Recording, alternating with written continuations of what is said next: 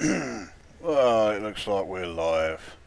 Um, Totally unannounced live stream.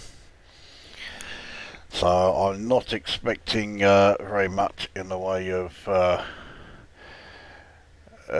viewers or indeed anything else. Even though, ideally this will be something of a question and answer sort of video, because we're doing a bit of exploration, and I'm fully aware that exploration is not the most exciting thing to watch. So yeah, we need something to liven things up, and that was the best I could come up with. We're currently in the, however you pronounce this, She Fly XX-L C23-4073 system, and we've left Colonia and we are heading to Sagittarius A star. This will be the third time I've been there, but Panther UK has not been there at all, and Jimbo76 has only been there on the PlayStation version. So it's definitely a first for one of them and sort of a first for the other. So we're heading out there. Once we've done that, then we are going to start heading back to the populated zone. We'll be coming back via Great Annihilator, which really isn't much of a diversion. But that's the plan, and that's why there's not, a hell of a lot other than exploration lined up here. Now, I'm not going anywhere just yet because we're waiting for the carrier to move. We're going to be heading to Weepui JF-E C2492, apparently. And that is 499.9 light years away. So, it's in range, just. And what I do, once the carrier has moved, I then scan 10 systems, including the system that the carrier is in. So if I just check here, obviously you can't see any of this because this is all on the web browser. So, right, yeah, that's where we're heading.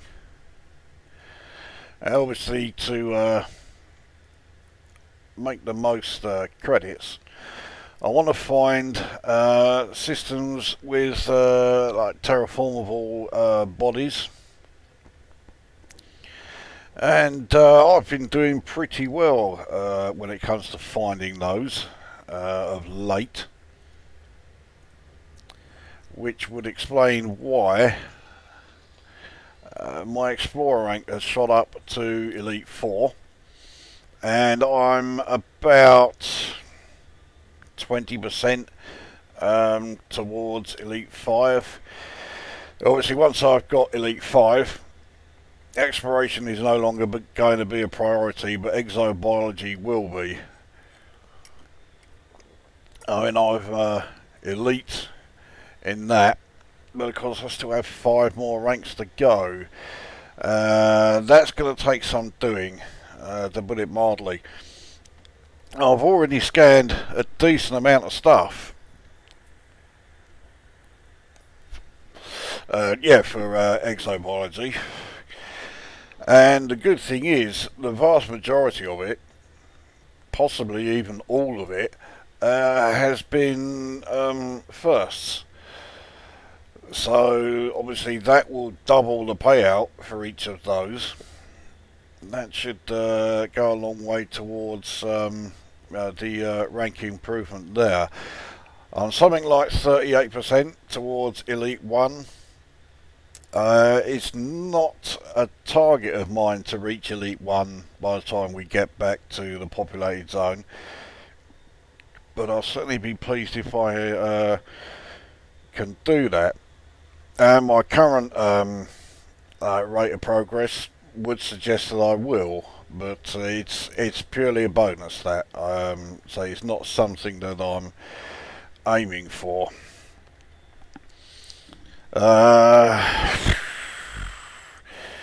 So yeah, exploration and exobiology does seem to be the order of the day for a while, because yeah, while we're out here, I haven't really got a lot else that I can do.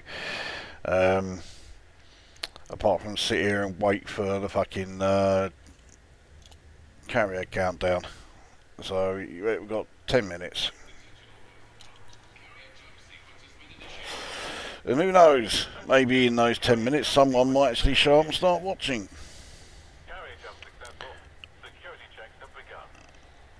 Yeah, ignore that. Carrier jump was not successful.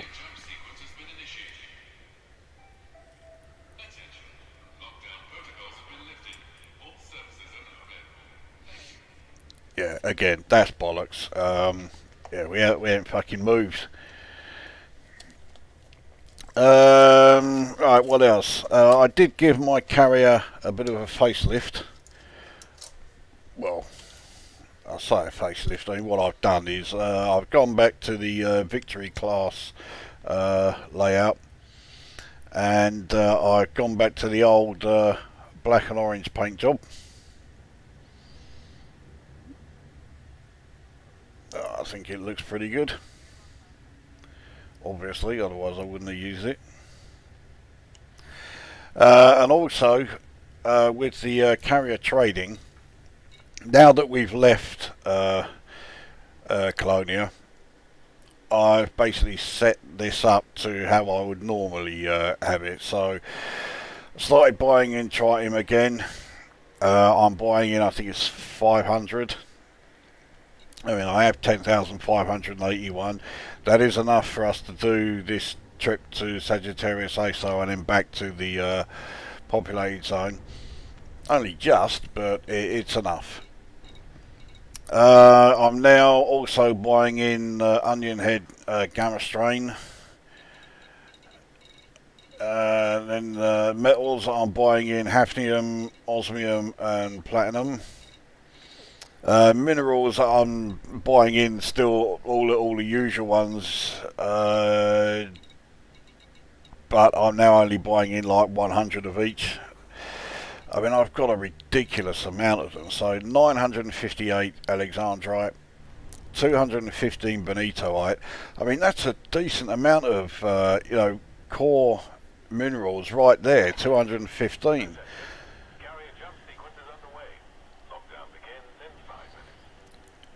And yet that is the lowest of, like, the really valuable core minerals that I've got. 215. I've got 50 bromellite. I got that just because one of the engineers, I forget his name, Turner, that's it, the one who's in Alios. He needs 50 bromellite to unlock access to him. Now, obviously, I've already done that. I'm pretty sure Jimbo76 has done it, but Panther hasn't. So he'll buy those off me when we get there. Grandidio, right, 708 tons of those, 548 tons of low temperature diamonds, 1,081 tons of monazite. I couldn't believe I got that much of those. 926 muscovite, 150 painite, 770 rodplumsite, 547 serendibite, and 550 void opals. That all adds up to a lot. Yeah, I have no idea how much I'm going to make, but I mean, I spent well over 2 billion buying them in. So conservative estimate, I will make about 1.5 billion profit, I think, on those. And then finally, I'm buying in occupied escape pods in the salvage. I'm paying way over the odds. I mean, I'm buying them so I can hand them in to search and rescue. So I'm going to lose credits on every single one. I don't care. I mean, I've got, I've got over 22.5 billion in the balance, and with a lot more to come in. So yeah, I'm not really worried about losing credits on those. I mean, the carrier balance for me anyway is a bit low. 2,186,229,336. I'll be bumping that back up to 5 billion once we are back at the populated zone. I may even bump it up to I may bump it up to 8 billion. We'll see how we go. And I want to try and keep my balance in the 20 billions. So it's currently at 22,643,000,000. But it's not the end of the world if it doesn't. So yeah, I think it's quite likely that I'll bump the carrier balance up to 8 billion. So that's what, let's say I've got to add 6 billion to the balance there, so that will drop this balance down to 16 billion. But then also I've got everything that I'm gonna make from all those minerals, so yeah, it's not going to take long to bump it back up again. It's also not like I'm going to struggle with 16 billion in the cargo hold. So we have Pro Skills and someone from Russia. I haven't got a fucking clue what the Russian thing is saying. I'd like this to be real.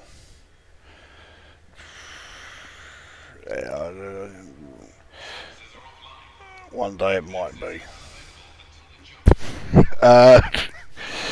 There is one aspect that makes me think, no, I really don't want it to be real. The thought of this being real would, I find absolutely horrific.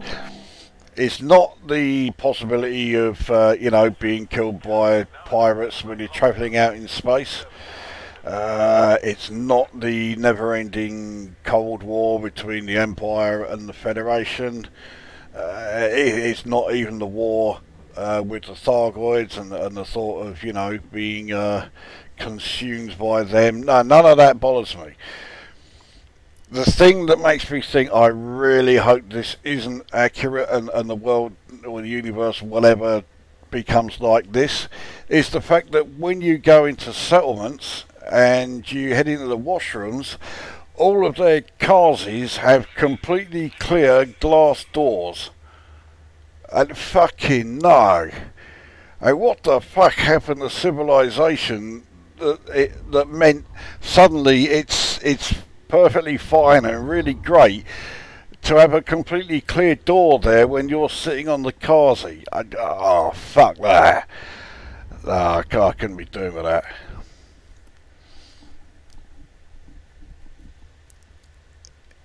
Yeah, see, he didn't think that one through. Yeah.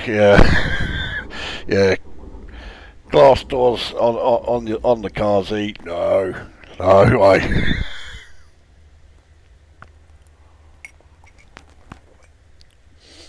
Right, so only a minute and 20 seconds to go.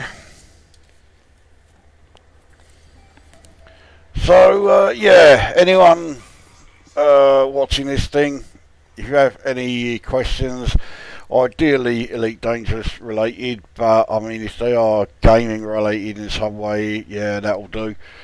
then yeah, fire away.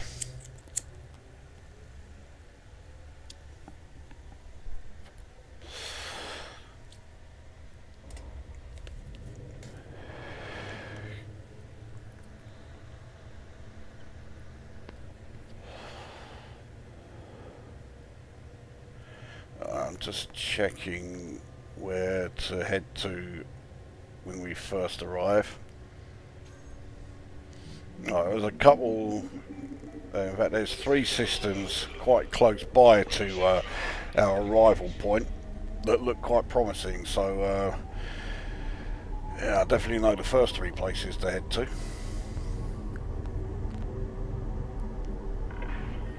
Attention, counting down to jump. 5, 4, 3, 2, 1.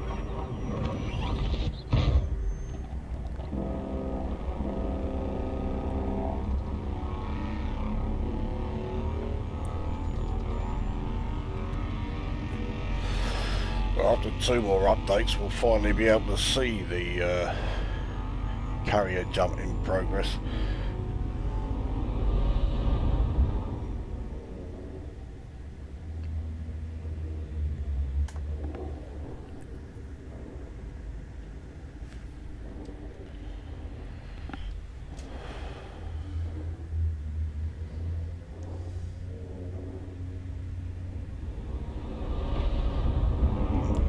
Right.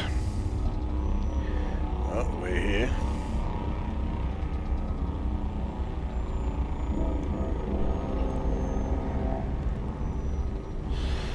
Or retro cues allowed. Well, if they're gaming related, yeah. Off topic, but my Postman wore shorts to work today. Is there something fucking wrong with him? There must be. Right, we've arrived, and yeah, we're a bit of a distance away from the primary star. I hate it when it puts us this far away. So yeah, nothing scanned in this system. Doesn't look like there's a huge amount of stuff in here. But the first system we want to check out is this one, which yeah is quite close by.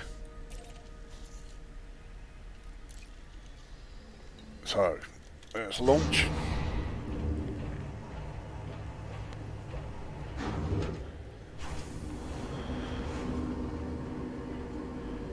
And before we jump to a said system, we'll scan this one.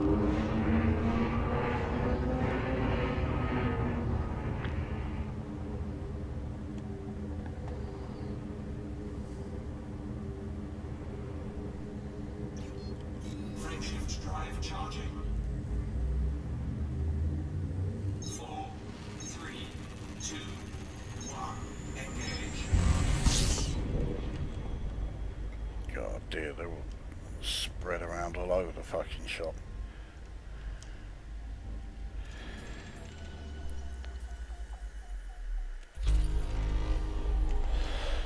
Let's get the fucking asteroid clusters done and dusted first.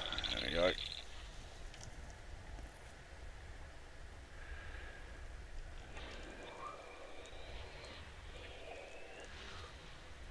Don't think I'm going to find anything that will be a codex entry.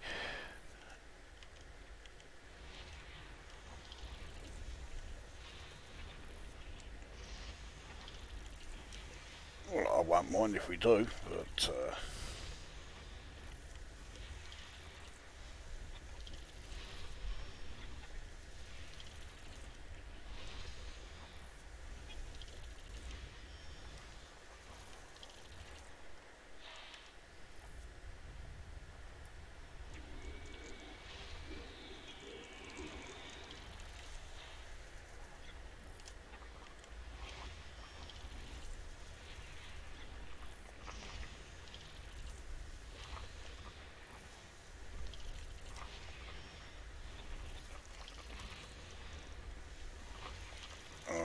one icy world left. Where the fuck are you? Over here. Alright, so that's the scan done. Let's see if there is... yeah, absolutely fuck all worth bothering with there. Gee, while we're still looking around in the old maps and that, so we zoom out a bit. So this is where we started, over in Colonia. So yeah, we are just flying across to the core, galactic centre. We may stray over the border to the Empyrean Straits. Hopefully we'll stay in Odin's Hold the whole way. And even though all I am doing is cutting straight across, I haven't gone out of my way to find any like specifics as far as codex entries. I found 94, which is not bad going. And as far as the astronomical bodies go, I mean, I found an MS and S type stars, which are quite rare. In fact, even the AEB hair-big stars are somewhat rare. The most recent star type that I did find is the Y-type brown dwarf, which I was not expecting. I thought I'd find those, yeah, no problem. No, there aren't very many at all. So it's only these four here, the CN, the CJ, Wolfrat and White Dwarf. I haven't found any variants of those yet. As far as gas giants, I haven't found the green class 4 gas giant, and I haven't found the helium rich, but they're the only two gas giants I've not found. And then with the terrestrial planets, and this is saying, oh yeah, I haven't found a terraformable ammonia world. Well, there aren't any. They got taken out of the game. But I haven't found the terraformable rocky planet with no atmosphere, or terraformable metal rich with atmosphere.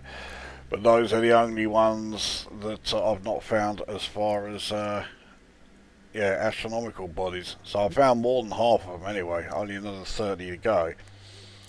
Now, as far as biological and geological, I've not been bothering going after geological sites. And with the astronomical ones, you know, the Lagrange clouds and the various anomalies, I've just not really been bothered about going after them. Would be nice to find them, but if I do, it'll be pure luck. I'm not going out my way. Now, with the organics, again, the old ones and the ones out in space and that, if I find them, great, but I'm not going out my way. But I am looking for the stuff that was added in Odyssey. So I found 4 alloid variants, 15 bacteriums, 3 cactoida, 3 concha, 3 fungoida, 1 fonticula, 2 osseous, 12 stratum. I don't know why I found so many stratum variants compared to everything else, but there we go. 3 tubers, 5 tussocks, 2 frutexa. So already it is only Receptor, Electricae, Fumarola and Clippius that I've not found any examples for. They are the 4 rarest ones, so that's somewhat to be expected. But all in all, I think we've done quite well here. So, right, there we go. I know his legs are blue. I bet it weren't just his fucking legs either, but there you go. I can't emulate Atari ST, but I can 64 100%. Is this China Minor? You've got completely the wrong channel if you're going to be thinking China Minor is funny. Did you study astronomy in uni, Chris is wondering, or one of the other sciences? I didn't go to university, so no, I didn't study a lot there. But astronomy has always interested me ever since I was, my age was in single figures. So yeah, and I think that's one of the reasons why I was so keen on the Elite series. Less so the original one because it was all entirely fictional places. But Frontier, First Encounters, and this.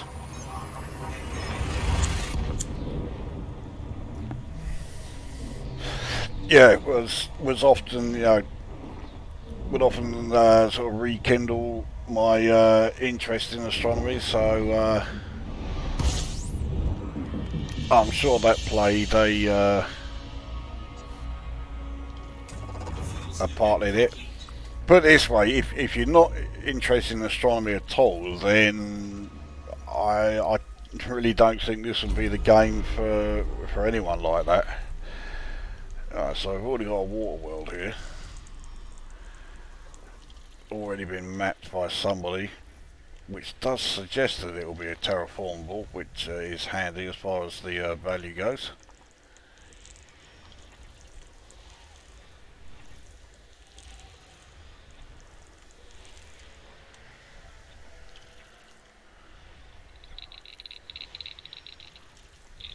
Was hoping to have the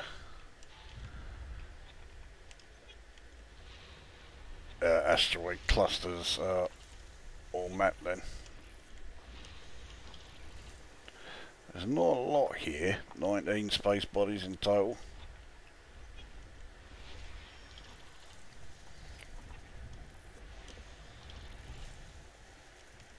Could really get done with them not being all spread out amongst like 3 different stars.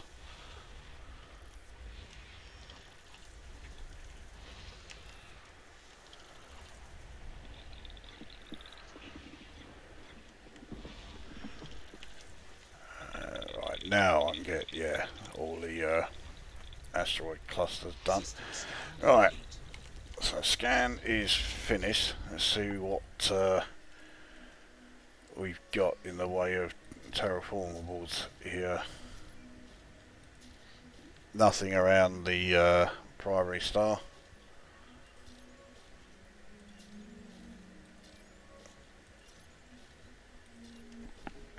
And fuck all around the secondary, so it's all around the tertiary star. Right, so planet 4, planet 5, not the moon. So 4 and 5. 5 is a water world, so at least that's got a decent value. And considering it's a tertiary star, the fact that it's 4012 light seconds, that's not too far at all.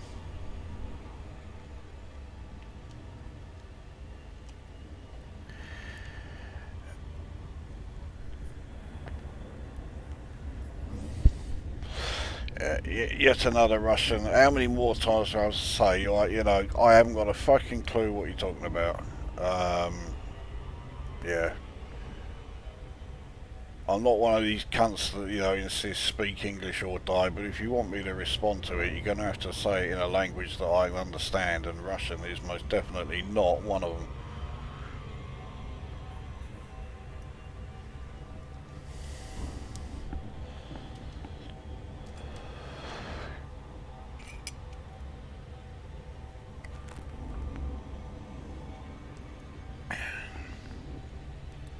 Well, while we're on our way there, I'll quickly go through the stats that are relevant. So exploration, so I've now visited 27,057 systems. First footfalls are up to 306.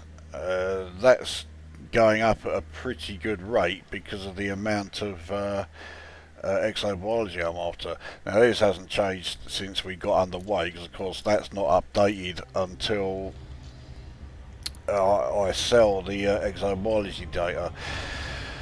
I do know there are 2 inhabited systems that are more or less right next to Sagittarius A star, which I mean, they weren't inhabited last time I was out there, so they'll be completely new to me. But I'm hoping that they have more than just an outpost. I'm hoping that I'll have the chance to sell the exobiology data while I'm there.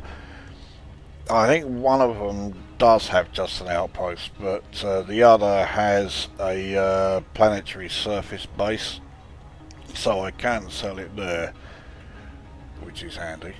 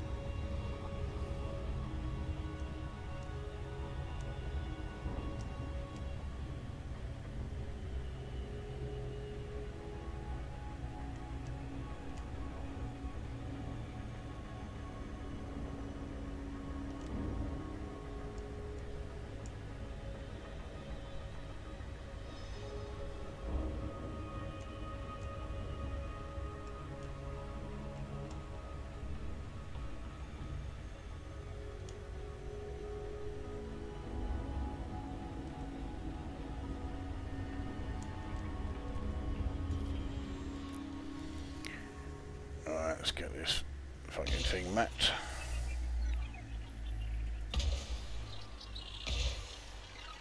You don't have to be too precise with this. That'll be good enough. So let's head over 5 and that's this system done as far as planets worth mapping. We're on our way there. Let's just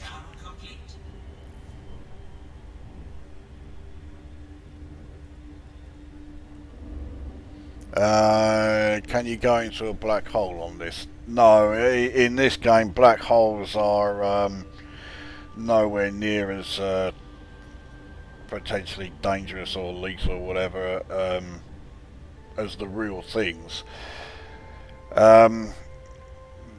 They are treated pretty much the same as any star type. If you get too close to it, then the like emergency like stop comes into effect, so it doesn't let you get too close to them. And they still look good. I like the way that they've been implemented in this game, but yeah, as far as any sort of like potential risk, there really isn't any.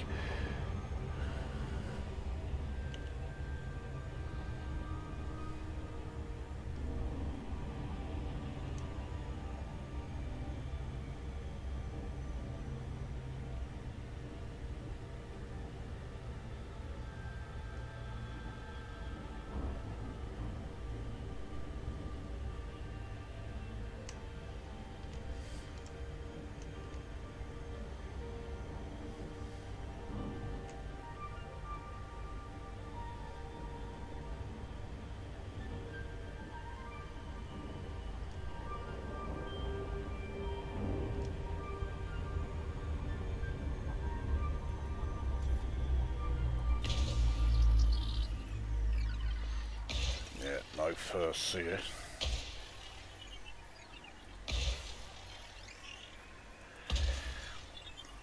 Right, so that is that done. That's this system effectively done as far as mapping goes. So the next place we want to head to is here. That's very close. Surface scanned by 50%. Surface scan complete.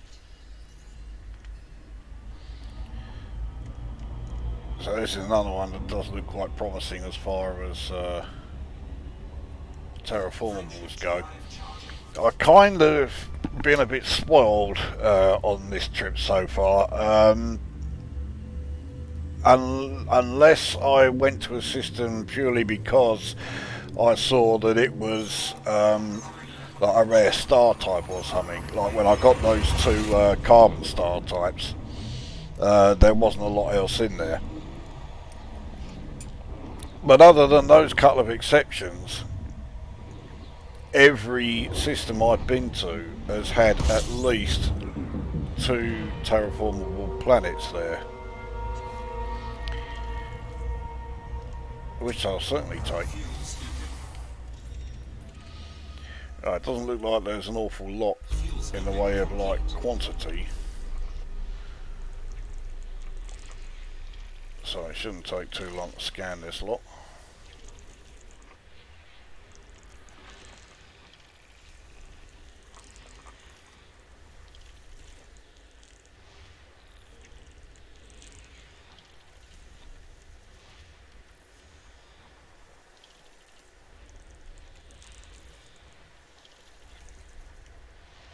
This looks like it's, yeah, there's a water world here as well. The only one.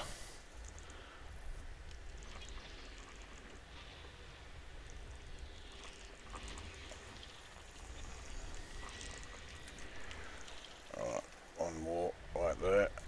System scan complete. Alright, scan done. Let's see what's what.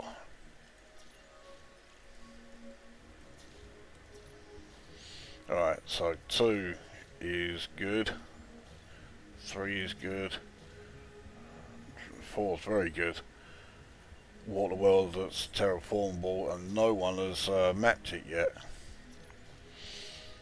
Yeah, I'll definitely have some of that. Right, so we'll do 2 first. 3 and 4 are orbiting each other, so after 2 I'll do 4, and then I'll check 3 and see what we've got in the way of biological signals on there as well.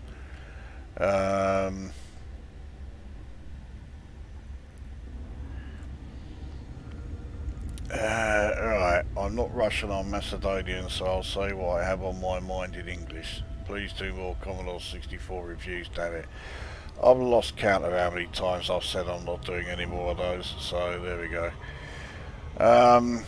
I hope they bring back new photos of the black hole soon with a new telescope. Yeah, the one photo that I've seen so far was a bit, yeah, it wasn't all that, was it?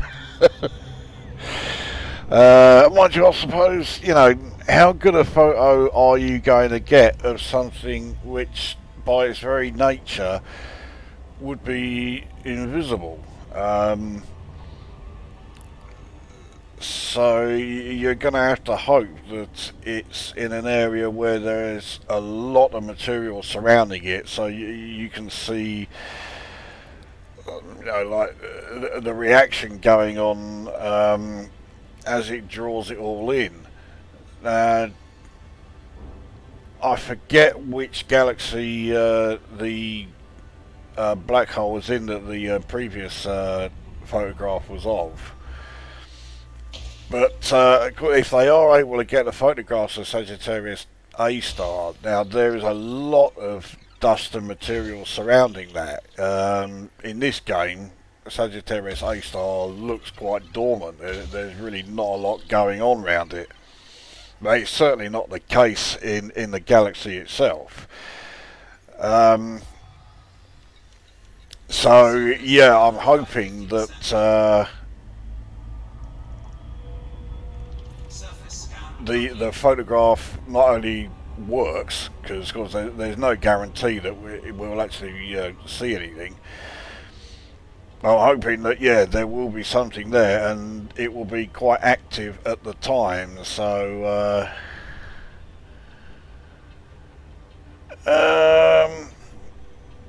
Chuck Rock 2 Son of Chuck did not come out on 64. I seem to recall I did do a review of that, and it was a review that lasted, I think it was a minute and a half, because I went into that game sort of blindly. I mean, I had an idea it was going to be one of these cutesy fucking loads of bollocks, so yeah, I knew I wasn't going to hate it, but I was not ready for just how hateful I did find it.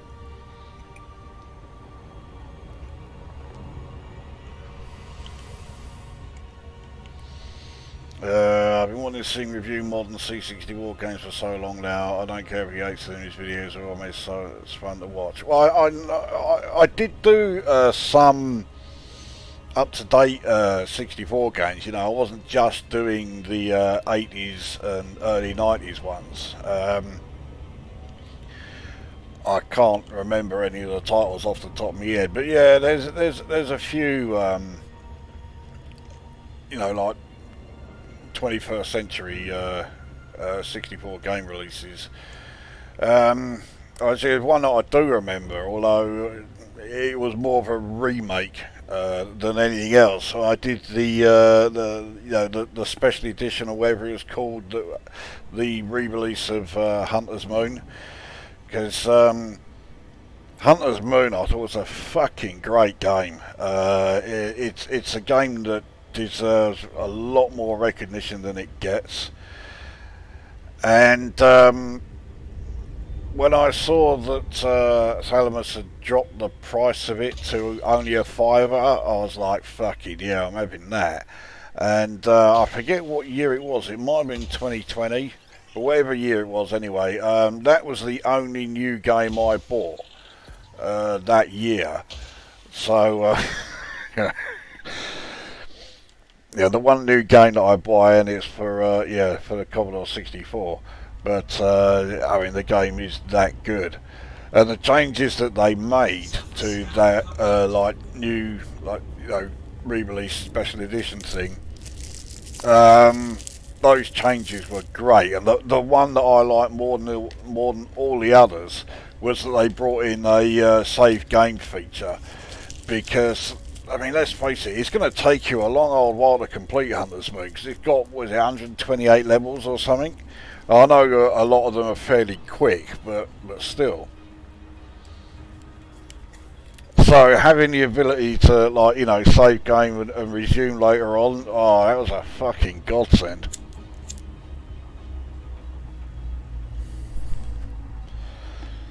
I've still never got anywhere near completing it, but it's one of those games where I can go for a long time without playing it, and I, you know, suddenly think, oh yeah, I'll just have a quick go at that, and the next thing I know, I've played nothing but it for the, you know, the next like 3 days or so.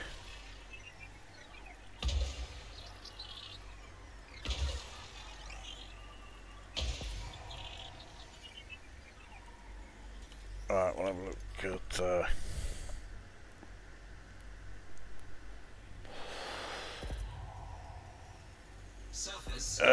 It could have been better. I assume you're talking about Chuck Rock 2 there. Do just do MW Ultra and Steel Ranger. I don't know what MW Ultra is. MW to me is always Mech Warrior, but yeah, I doubt Mech Warrior Ultra is a Commodore 64 game.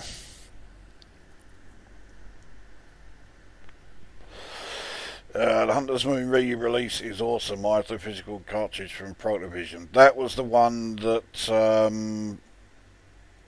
yeah, it was it about 15 quid or something? So I saw that, and I was tempted, but then, hang on, cartridge, and I don't even have a 64 now. I just play all my 64 games on emulator, so yeah, it would have been a complete waste of time. Speaking of waste of time, yeah, nothing on that planet, so I should have checked that before I scanned it. So that is it for that system. Now, let's see what else we've got as far as nearby systems. Alright, this one looks promising. Right, we shall head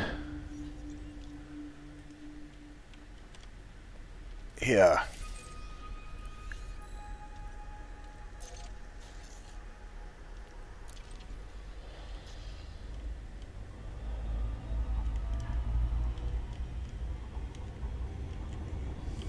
Frameshift drive charging. Right, what have we got here? The good old days, but were they? I remember having to go back to John Menzies with faulty takes many times.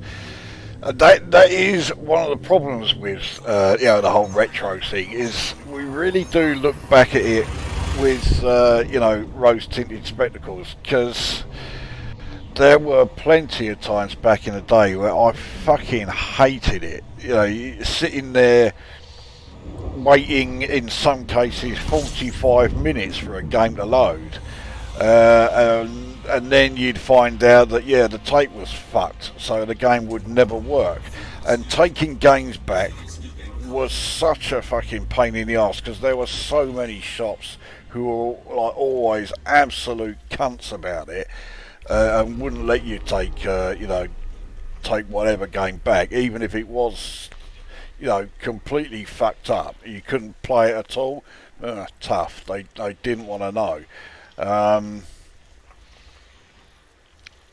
So yeah, there's things like that. I mean, the games themselves, once they're loaded, they're great. I was not so keen on games that had like very hefty multi-loads. I suspect if I had a disk drive, I probably would have looked at it in a very different way, but I didn't, so I was never going to. But then again, if I had a disk drive also, then there would have been a lot of like really good loading music that I'd have missed out on. And again, Hunter's Moon being a prime example. Loading music on that game is just fucking fantastic. I think that's Matt Gray's finest piece.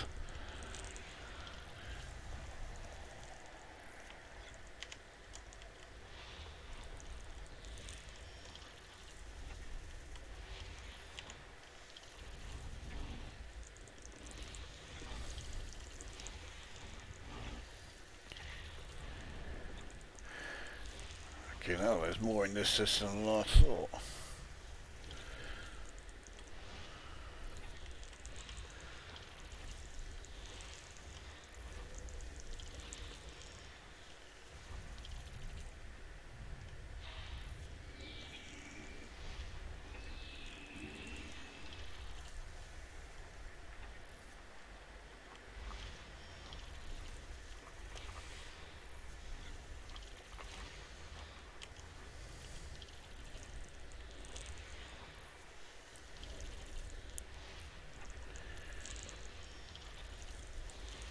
Alright, one more.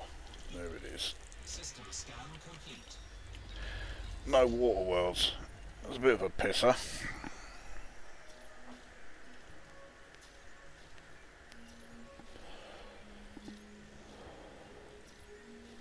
So none of those with atmospheres and landable are terraformable. Alright, so 8 and 9 are good. Let's go and do those, and after I've done 9, I'll check the planets around the secondary star. I know at least one of them will be terraformable. So, alright, let's have a look what else we got here. MW Ultra is a great C64 action adventure. Stands for Metal Warrior, I think. You'll love it. The main character is in a metal band. Well, I mean, the last game I played where the main character was in a metal band was on the Amiga Motorhead game. That was fucking great, that. I mean, I'm not a fan of that game genre, the horizontal scrolling beat 'em up. It was one of those genres that was done to death, and so many of them were like so tedious and so generic. But Motorhead brought in a lot of humour, and that really helped it. And the fact that you were playing as Lemmy meant, it had to be fucking great. It was never going to be anything else.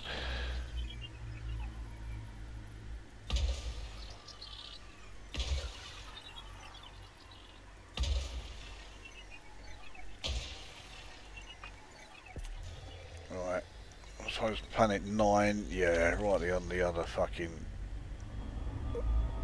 on the other side.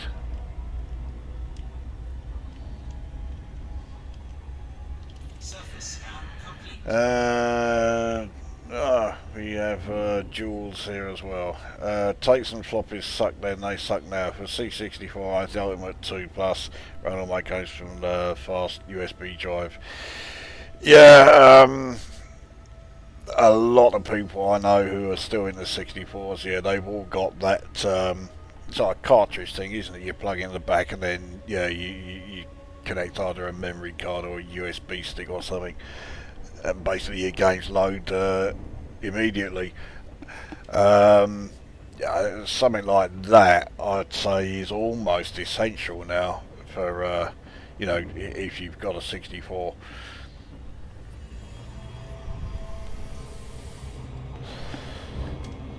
And I assume it also works on the 128 as well. If there was any 8-bit computer, you know, if I had the space and the means to set it up like I have any 8-bit computer, then yeah, Commodore 128 would be it. Preferably the one that has the 8580 SID chip. I forget which is that's the 128D, I think.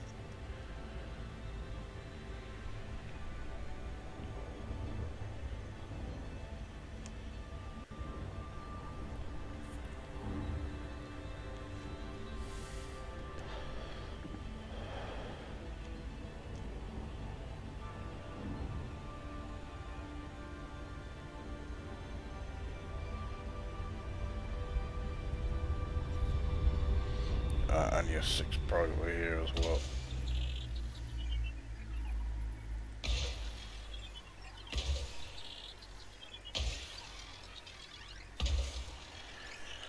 Right, so that's 8 and 9 done. Let's go and check the secondary star. Surface scanned by 50%. Right, so 4. Surface scan complete. Looks like 4 is going to be the only one. Now 4 is also landable with an atmosphere, and it does have one biological, which will be either bacteria or stratum. Either way, it won't take long to scan them, so I'll do that.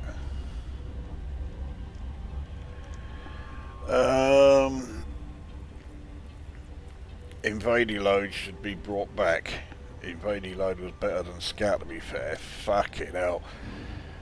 I mean, there aren't that many games that you couldn't say are better than Scout. Hopper Copper is one, but I mean, Scout was one of those games you just thought, right, whoever it was that coded this, they did not play test this at any time, because it's not remotely enjoyable. You know, it's so ridiculously hard. It's just unbearable. I mean, it was worth getting because it was only $1.99, and you got a fucking great your own tell piece of music there. So it was certainly worth buying. Just do not fucking play it ever.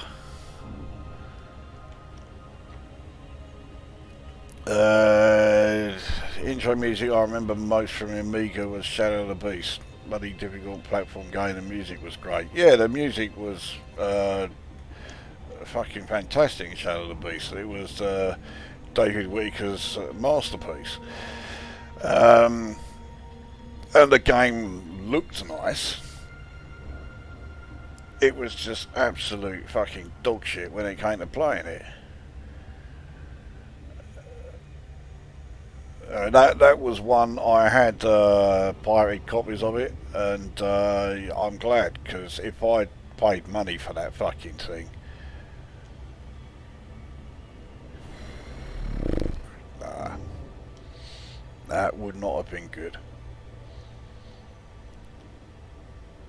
And then of course along came Shadow of the Beast 2, and you'd think, well, they've learnt something here, they'll make it much better second time round. No, they didn't. In fact, if anything, Shadow of the Beast 2 is even worse than the first one.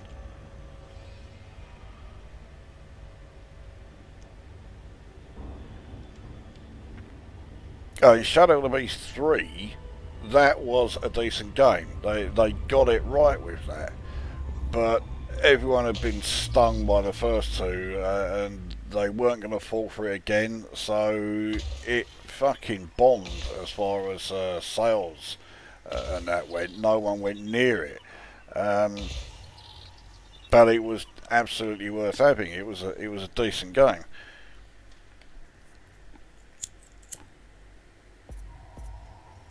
Surface scanned by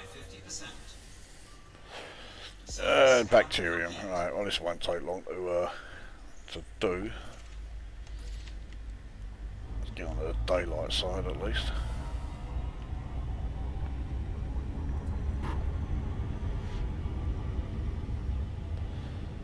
So, fucking smoky eyes.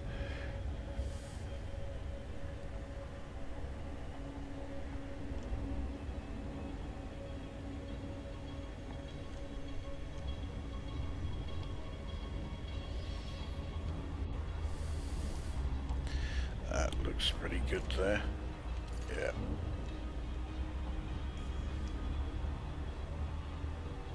Orbital flight engaged. Now I suspect this is going to be another first footfall. I'm not going out my way to collect those. You don't get anything for them. But yeah, I've got over 300 of the fucking things.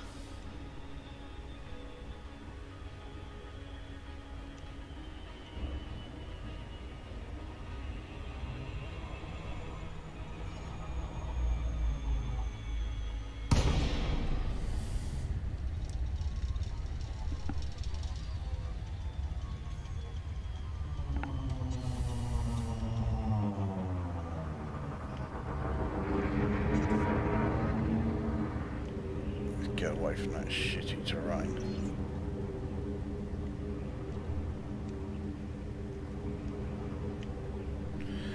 Yeah, looks like getting away from shitty terrain is not going to be so simple. Oh, this is better. There we go.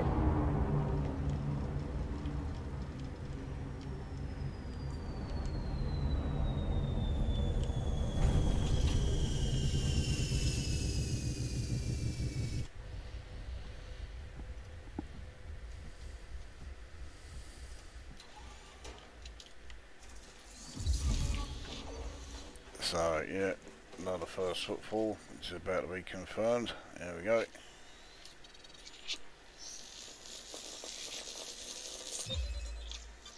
Oh, that's a bacteria, Cerberus teal. Yeah, I've already scanned those before, so that's not going to be added to the codex, but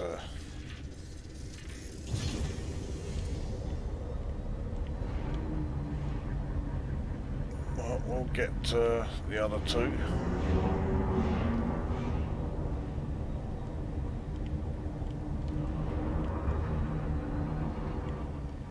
Yeah, there's one over there.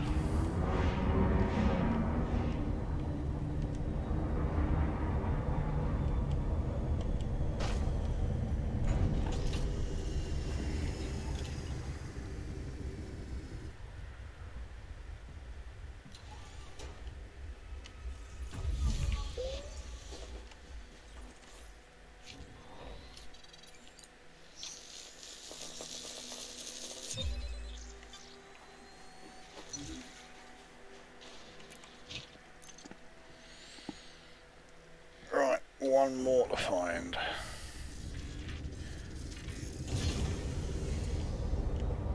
Those are all too close.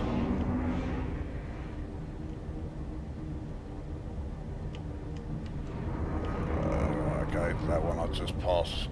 We touch and go, but this one will definitely be far enough away from the two previous.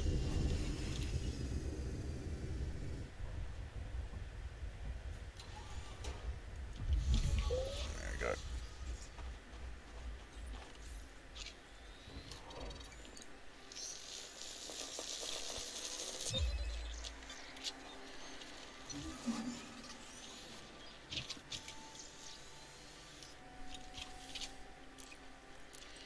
Alright, so that lot done. Let's see what we got here. How about the best C64 shoot 'em up of all time, Soul Force? Well, I've never played it. Horizontal shoot 'em ups.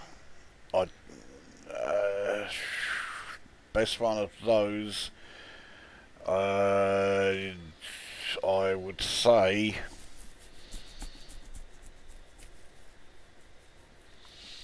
it's between two. Whizball, which of course a lot of people choose, but with good reason, because it's a fucking great shooter.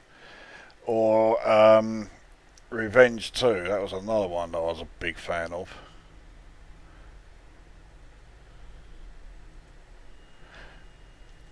Right, we'll head here.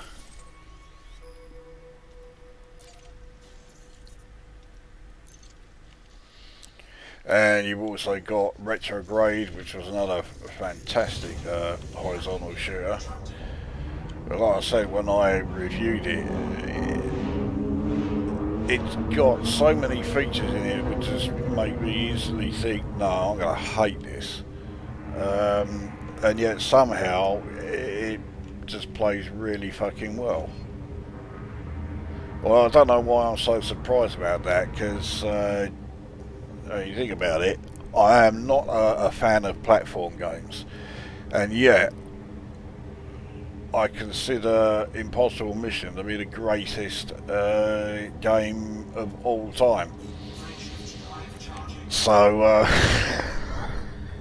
of course, it's a fucking platform game. So, yeah.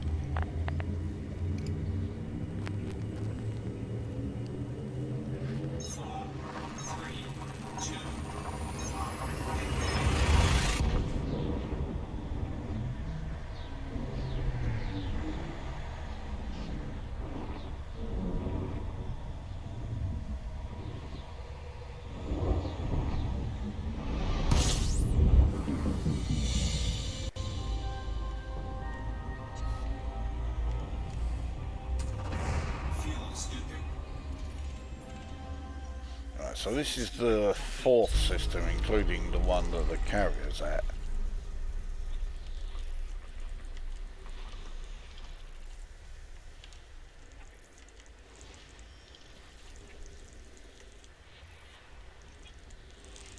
So we're getting through them at a decent enough rate.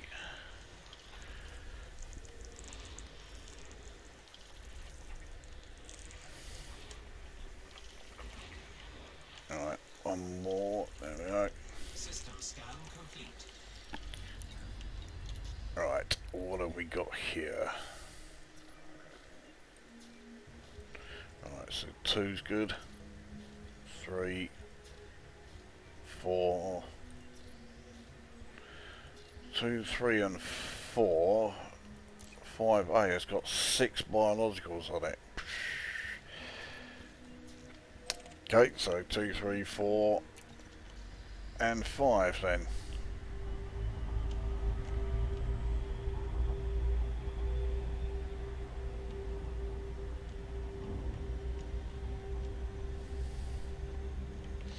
Right, well, we are on our way.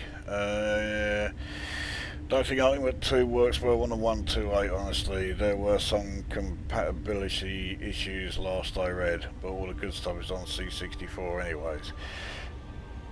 Oh, I didn't know that there were compatibility issues with it. I mean, yeah, if I had a 128, then, yeah, if I was doing any gaming, let's face it, that would be 99% of the time that I was using it.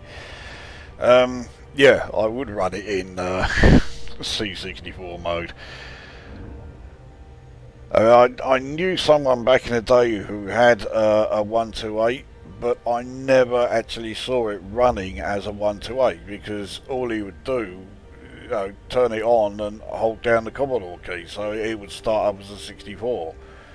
And on the rare occasions when, you know, he forgot to do that, then the first thing he would type in is just go 64. You know, he He never used it actually as a 1 to 8.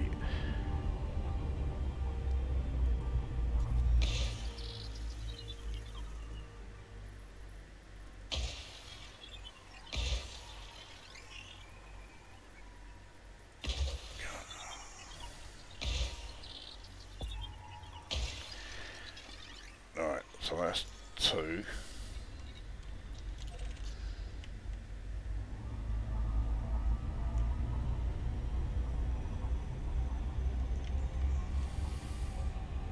Surface scan complete. Scout was way too hard. I couldn't get past level 1. I've never seen a YouTube vid long play of it either. Something tells me there is one out there. I'm sure I saw one. And I think when Gan's Teeth reviewed it, he got to level 2 in that, I think.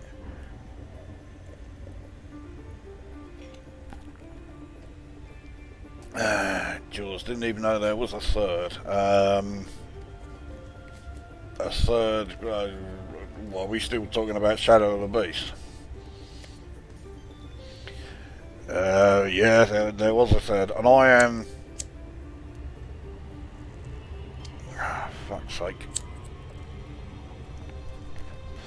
I am convinced that they had a fourth in the pipeline, but after Shadow of the Beast 3 was such a commercial failure, they slightly altered it and gave it a different title, and that was how the game Orc came to be. But I am absolutely convinced that that was going to be Shadow of the Beast 4. It plays so similarly that, yeah.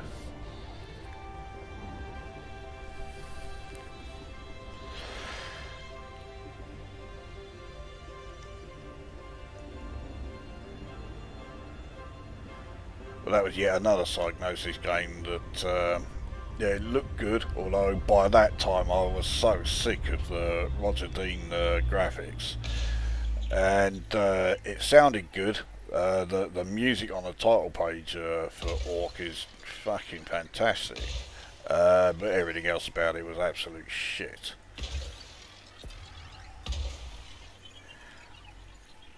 Alright, so that's 3, 4... back this way.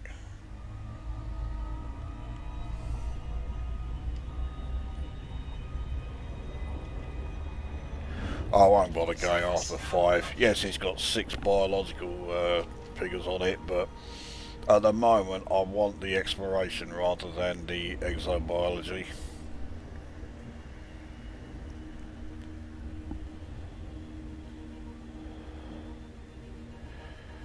There was a third Chuck Rock. Oh joy.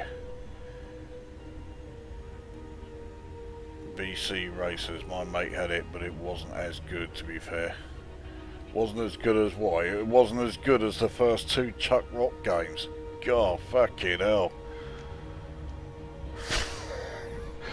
And I've never heard of it, and yeah, if it's not as good as Chuck Rock 2, then yeah, I have no wish to see it, let alone play it.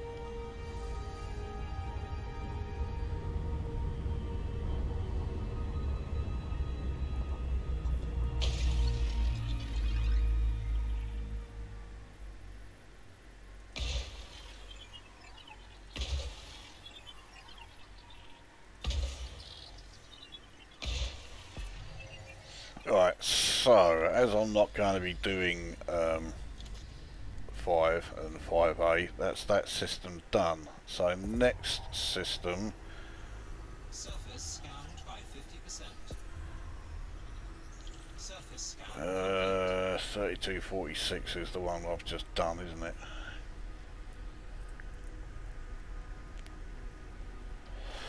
Oh, this looks pretty good. Right. Next system then. System 5 will be this one. Oh, nice and close.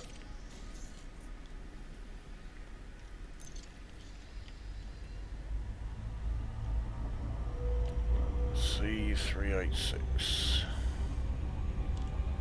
Frameshift drive charging.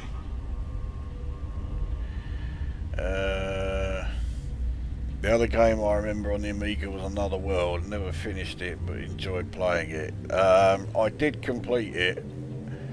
It was okay. The novelty did wear off very quickly, I thought. But it was alright.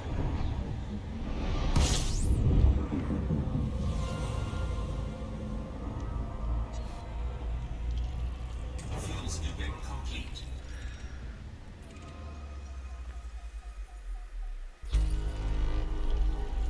Oh dear, right. All over the fucking place here.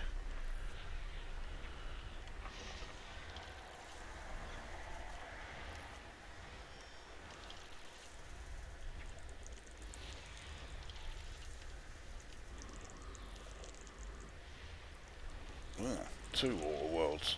Well, hopefully they are both terraformable. They certainly look promising.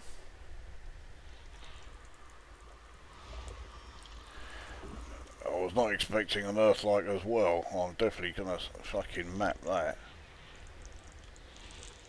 That could be anywhere between 1 and 2 million. Just that one alone.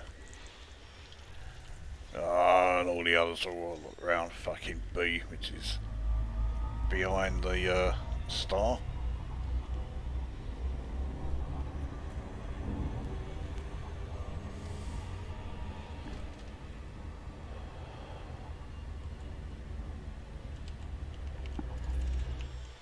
Alright, get these finished.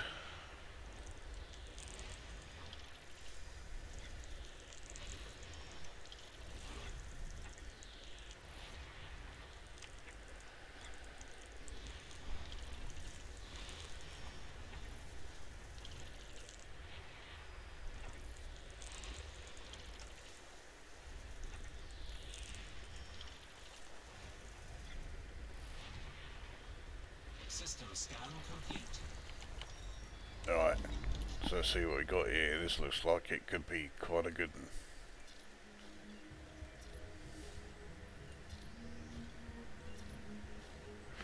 one. When they eventually start. Right, so Earth-like obviously not terraformable, but both water worlds are. So 3, 4 and 5 will definitely do. See what we'll do those before we then check around B.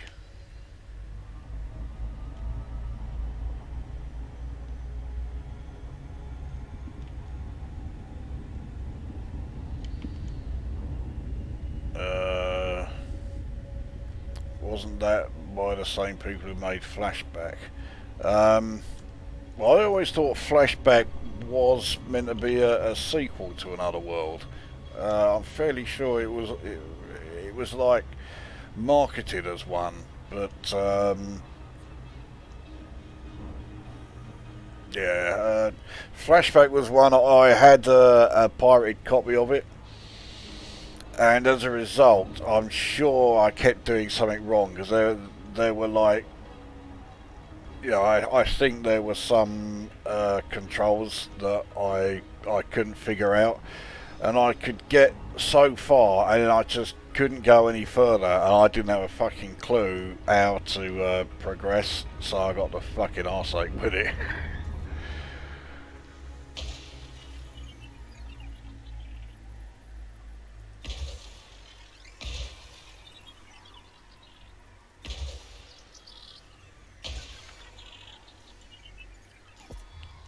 That's 5 done. That's quite handy at 6 and 7 at the gather.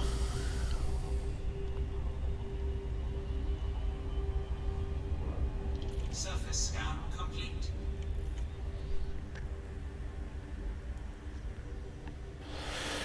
My ex-wife broke some of my old C64 tapes because she wanted the shelf. Not good memories because those tape cases were original. Yeah, I can imagine that not being a particularly great memory. I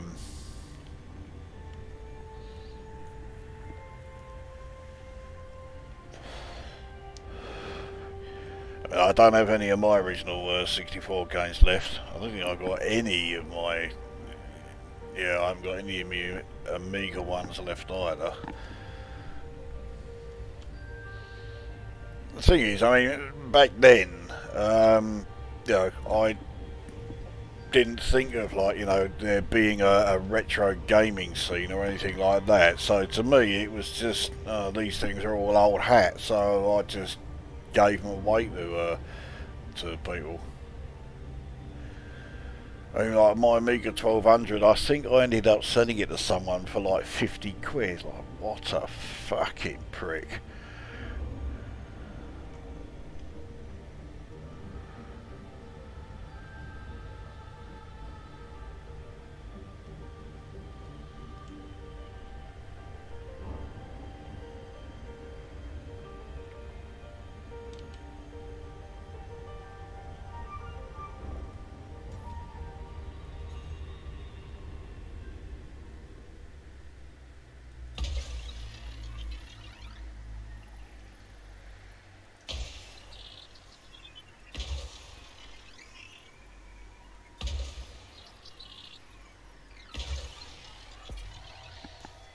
Alright.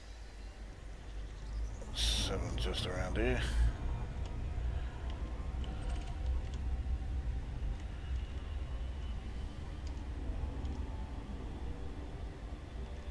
Surface scan complete.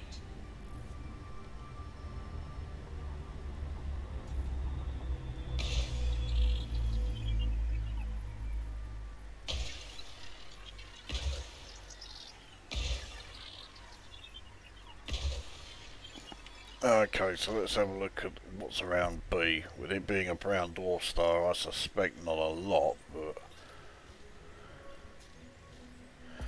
Oh, there is a terraformable. There's 2 of them. Surface scanned by 50%.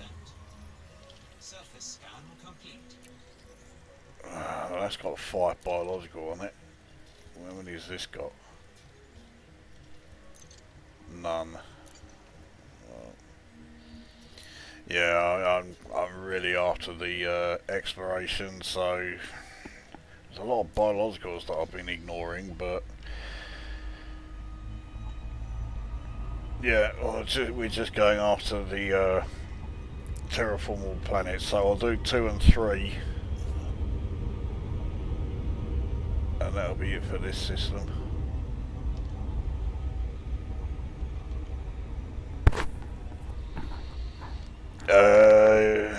Did you also have an Atari ST? No. Someone I went to school with had one, and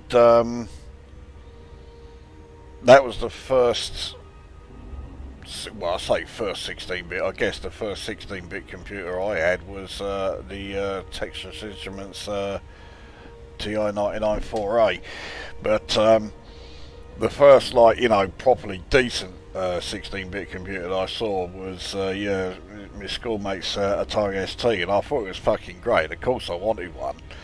And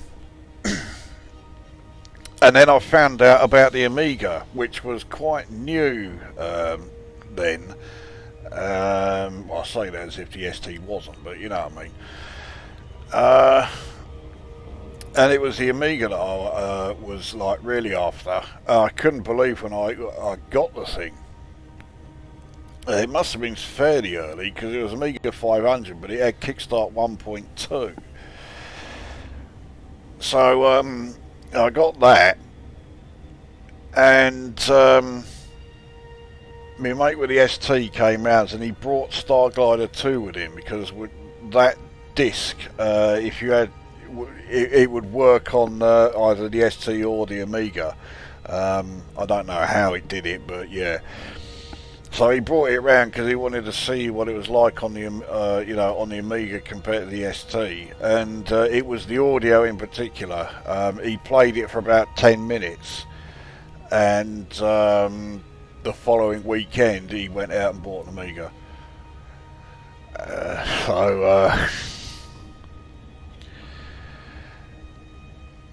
But I mean, when it comes to audio, I mean, there really was no fucking comparison in the Atari ST with its fucking AY chip.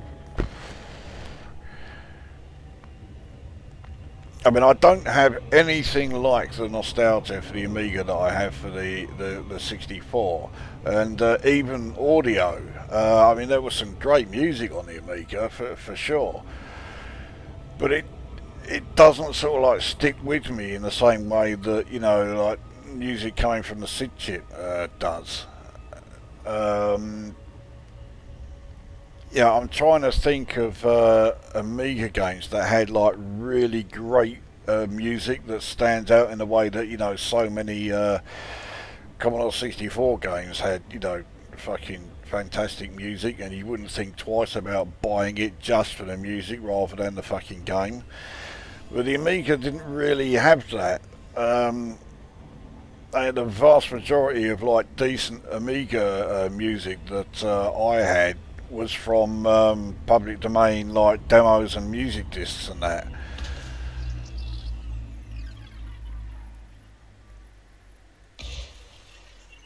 As I say, there were some Amiga games that did have great music in them. The in-game music for Hybris was fucking fantastic.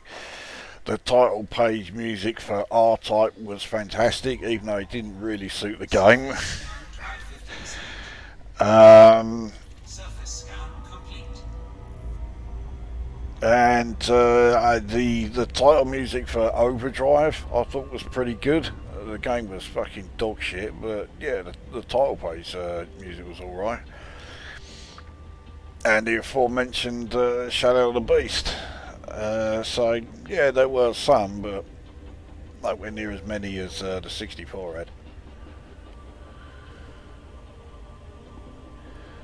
Fucking all over the shop here.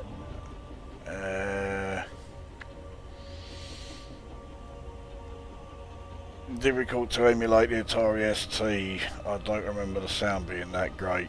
I mean, I don't know anything about Atari ST emulation. So I really don't have any interest in the ST. I'm sure it's not as difficult to emulate an ST as it is to emulate a Archimedes with its fucking wrist chip. I don't know why they went that route. I'm sure that there must have been like, decent x86 architecture 32-bit processors around at that time. Why did they feel the need to, use an ARM processor?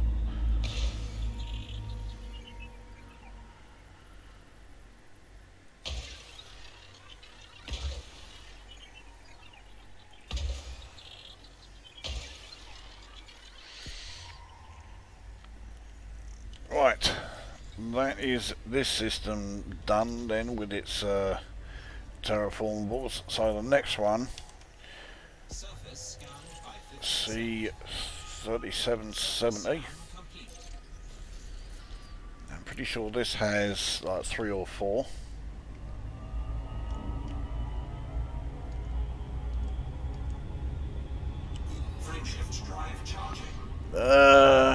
I still like that Whizball music even now. If we're talking about C64 one, I didn't rate the 16-bit Whizballs in any department. It was fucking... Oh, it was an awful conversion.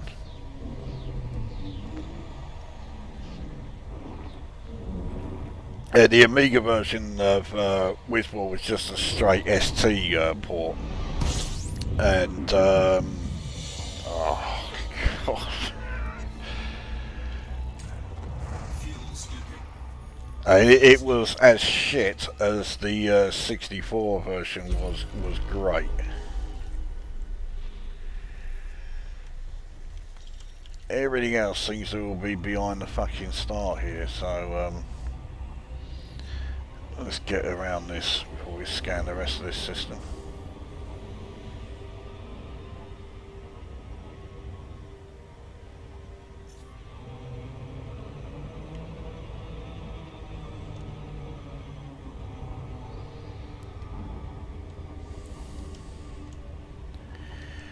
Alright, that should be far enough.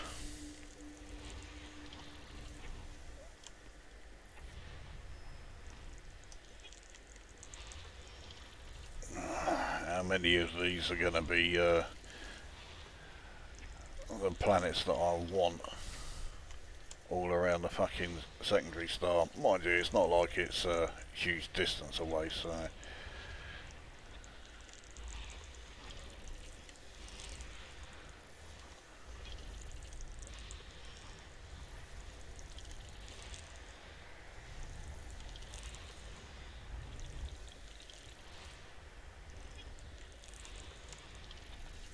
System scan complete. Right.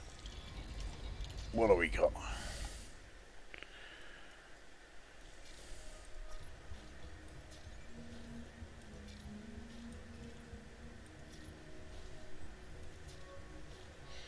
Right, 4 and 5 are good.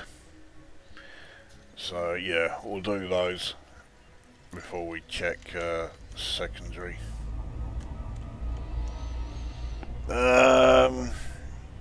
Right, Stephen Jackson. Not sure if my mind is playing tricks. It was the early Amiga's power and disk drive light red and green. I do remember my Amiga having a green power light and an orange disk drive light. No, your mind is not playing tricks on you. That's exactly what it was. Because I remember when it used a certain audio filter on the Paula chip, the green power light would go out, and the first time I had that happen, I thought that my computer was fucking up, but no.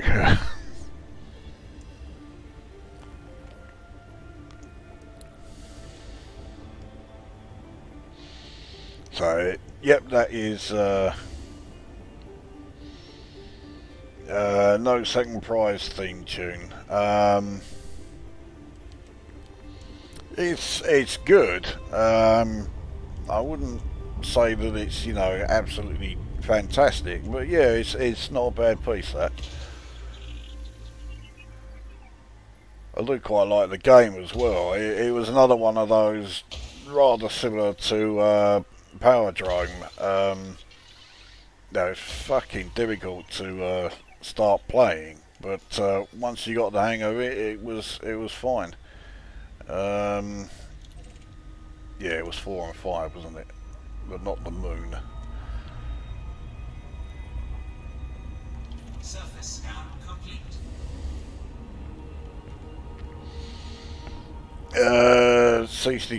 C64 Whistle, yeah, not that Atari version, it was horrible.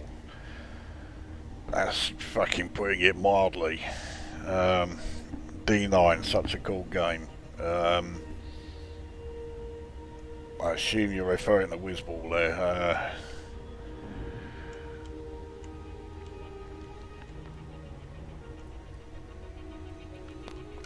One thing I could never figure out with Whizball, and I'm saying this as somebody who was a huge fan of it. I mean, I remember when I completed it, I consider that like one of my best gaming achievements. I mean, my number one is when I completed Impossible Mission. I was like, fucking yeah. But yeah, completing Whizball is second only to that. But yeah, I thought Whizball was a fucking great game, and still do.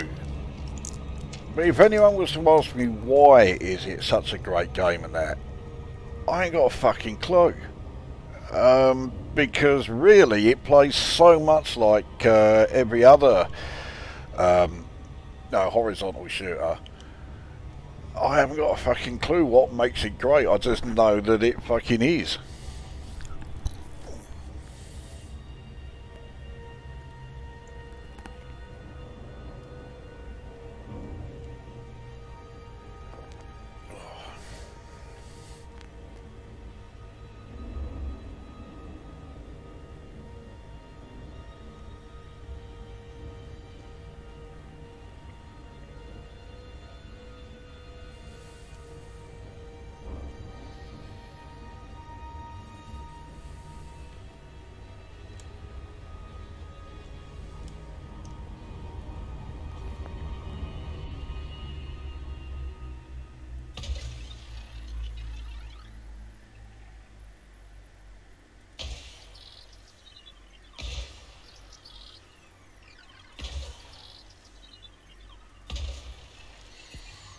Right, so that's everything mapping around A. Let's see what we got around B. Surface scanned by 50%. Right, so there's one. Surface scan complete. So B5's good, B6 is good. Right. Right, it shouldn't take too long.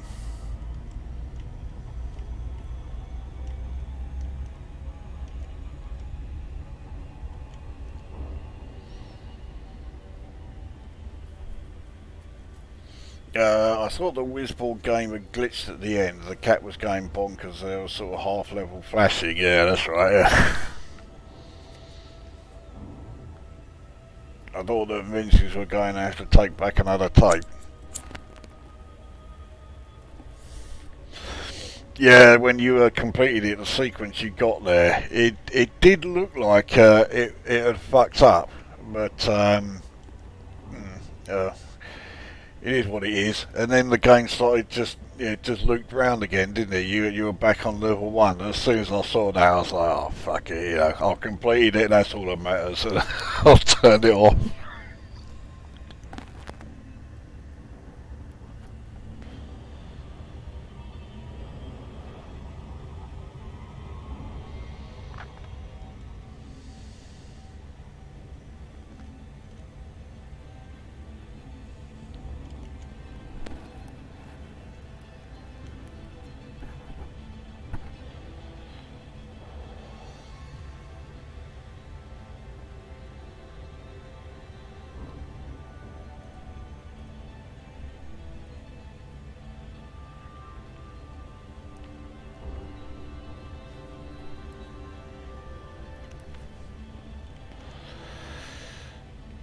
So, well, here's one then for anyone watching. Best Amiga game, all-time best Amiga game.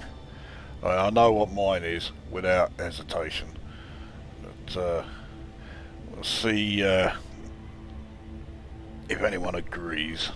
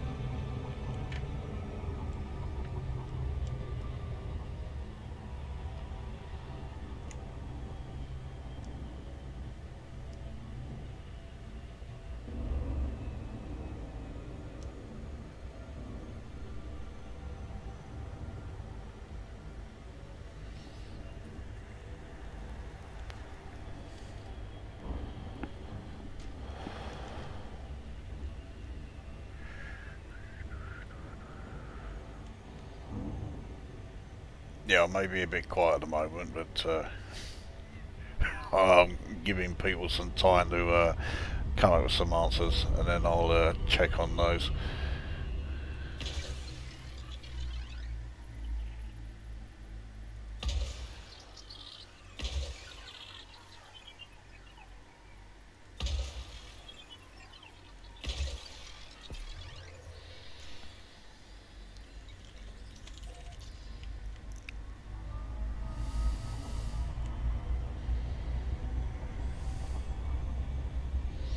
I knew I should have done fucking 6 before 5.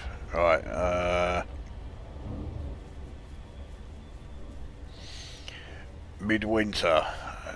It's a great game, Midwinter. Carrier Command a close second. I mean, I like Carrier Command. I thought Midwinter was quite a bit better than that.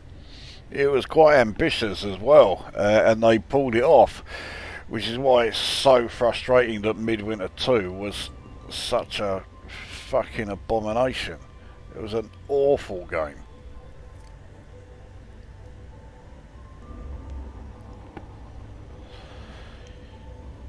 You don't hear a lot about Midwinter these days. I mean, when people talk about the Amiga, it does tend to be like the same games over and over again. But even when they start looking at other titles, not so obvious titles, Midwinter never gets a look in.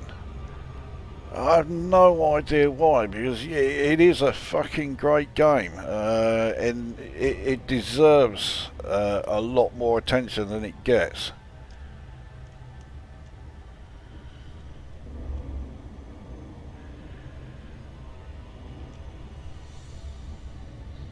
It's not my number 1, but I would probably have it in my top 10, possibly even top 5.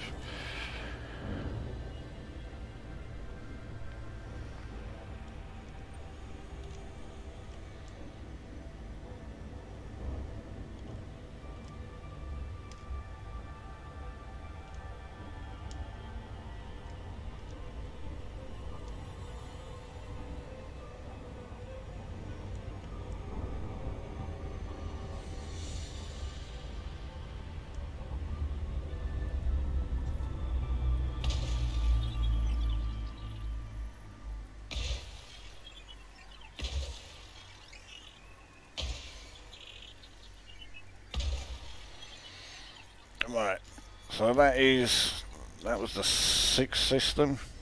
Yeah. So next one,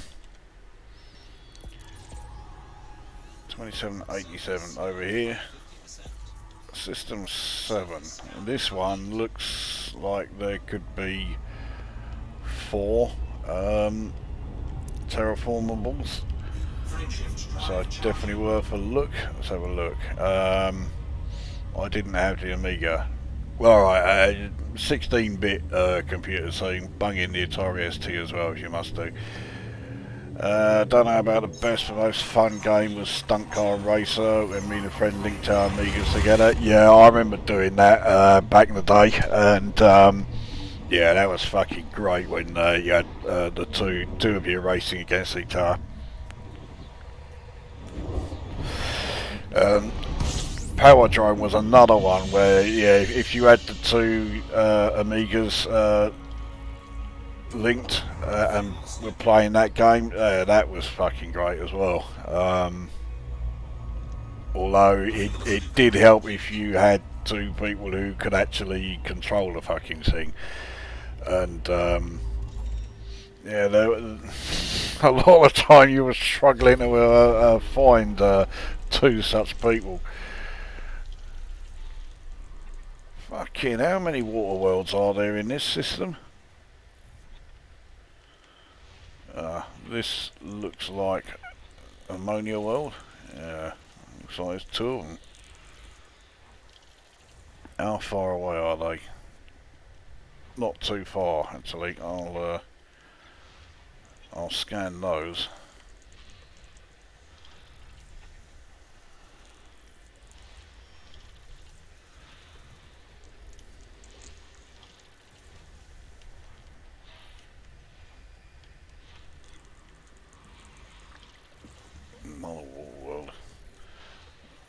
2 water worlds and 2 ammonia worlds. This place looks like it's got decent value to it.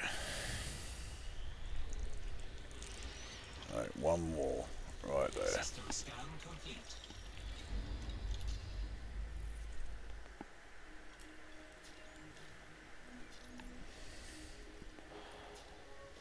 Right, so 3. Yeah, the water world's good as well. 3, 4 and 5. Alright.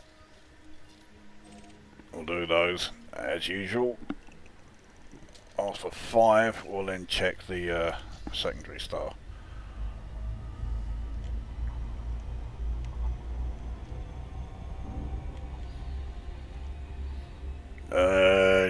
Stunt car racer is a good call. Yeah, stunt car racer is great. Indy 500.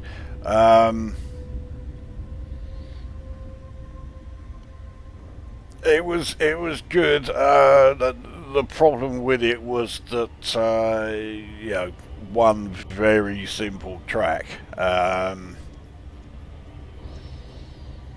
So yeah, it once you'd got to grips with you know, setting up the car and that, it was pretty simple stuff. But it was still an enjoyable game. I think I gave it like 9 out of 10 when I reviewed it, and yeah, I'd stand by that score. Obviously, it then got superseded when you know, Jeff Crammon came along with Formula 1 Grand Prix.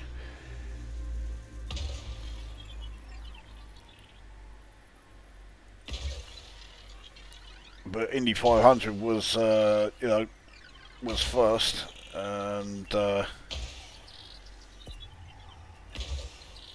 you got to give it kudos for that.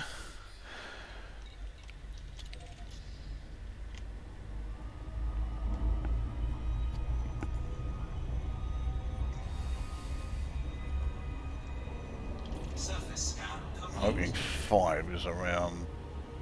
Okay, 5's there. It shouldn't be too far away. You say Indy 500, it really you just drove around the track the wrong way trying to create massive pile-up crashes. No, that novelty wore off very quickly. Absolutely way ahead of its time, not only the 3D but the apparent depth of the story, and an almost proto-open world game on an 8 megahertz home computer. Oh, you're going back to Midwinter? Yeah, absolutely. I was more thinking about Indy 500 was the first racing sim that allowed you to actually set up your car. Nothing at that time that gave you that level of detail. Yeah, not until not until Formula 1 Grand Prix came along. But I think there was a good couple of years, wasn't there, between Indy 500 and Formula 1 Grand Prix.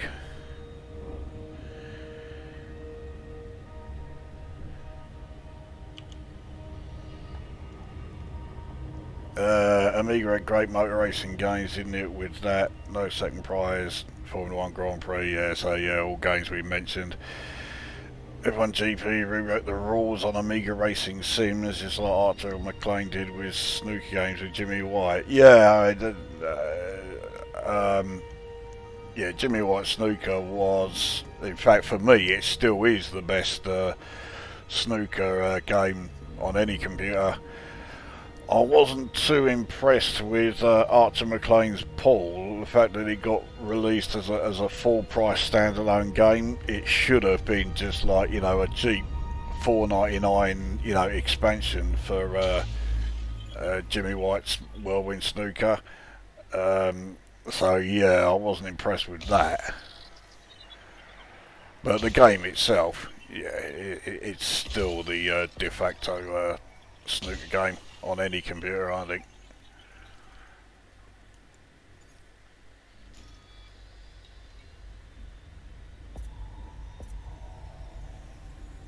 Right, I've kind of lost my bearings a bit here, so it was 3, 4 and 5 then, was it? Yeah, 3 mapped, 4 mapped, 5 and 6 is not. Yeah, right, okay, here we go. Right, 5 over here. Ah, the water well, yeah, so this is definitely worth doing.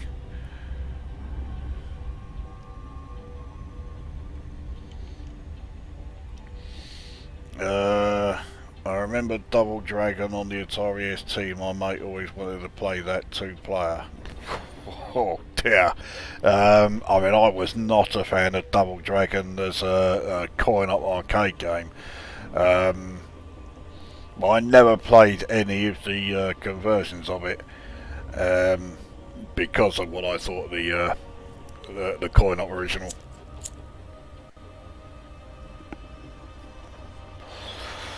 I mean, surely the 16-bit versions of Double Dragon, I mean, they had to be better than the 16-bit conversions of Renegade. I mean, that really was fucking shite. But then, again, the coin-op original was fucking shite, so...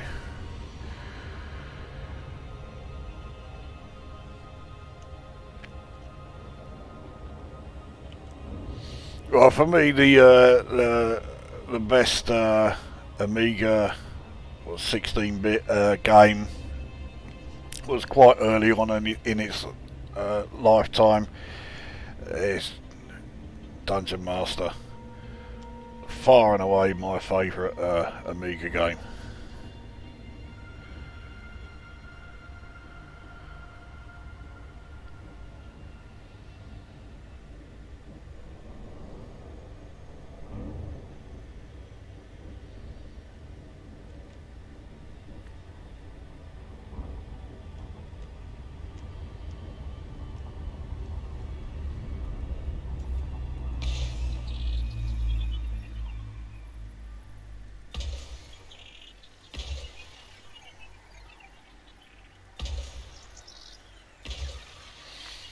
Right, so that's everything around the primary star. Let's see what we got around the secondary. Alright, so 2 and 3 are good, and then 4 and 5 are the 2 ammonia worlds. Yeah, so... Alright, we want to do all of these. Well, no, we're not doing one, but yeah, the other 4.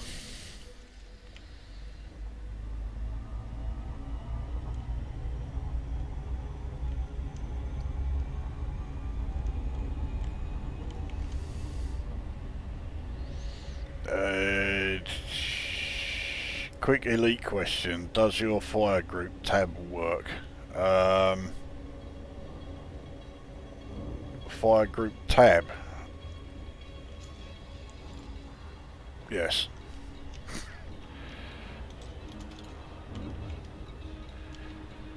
But yeah, update 9 very kindly wiped everyone's fire groups of all of their ships. And it wasn't until 9.02 that we even got the ability to save our fire groups once again. So yeah, all the ships that I haven't used so far, I'm going to have to put all their fire groups back together again. So yeah, I'm really looking forward to next time I'm in me mining ship or me AX ships. Yeah, cheers Frontier.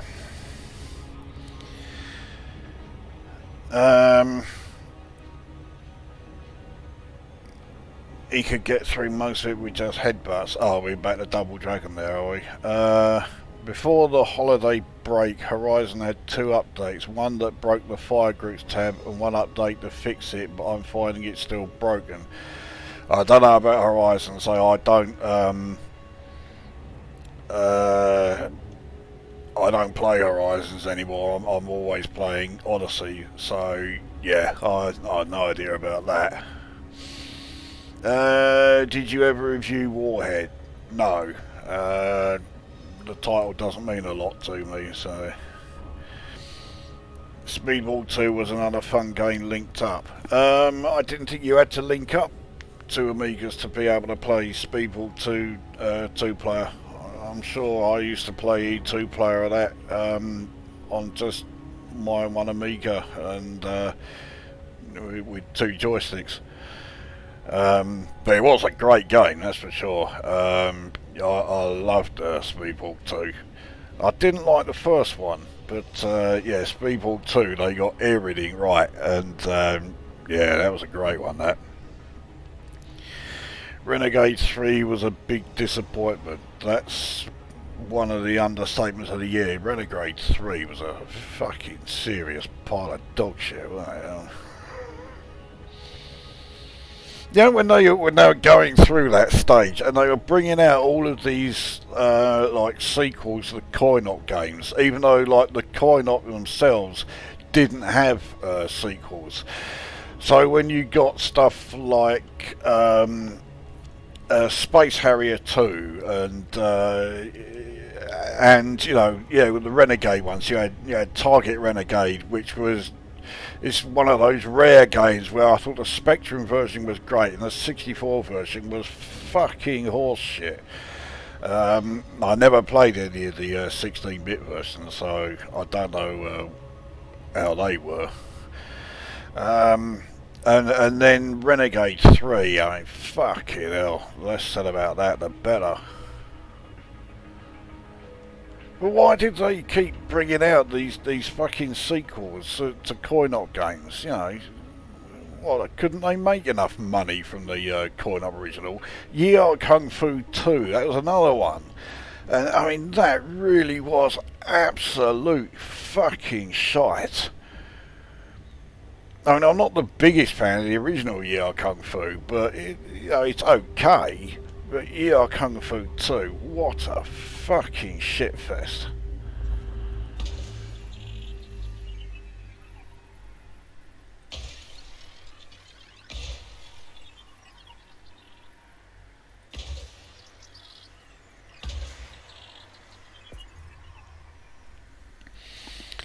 Right, B3.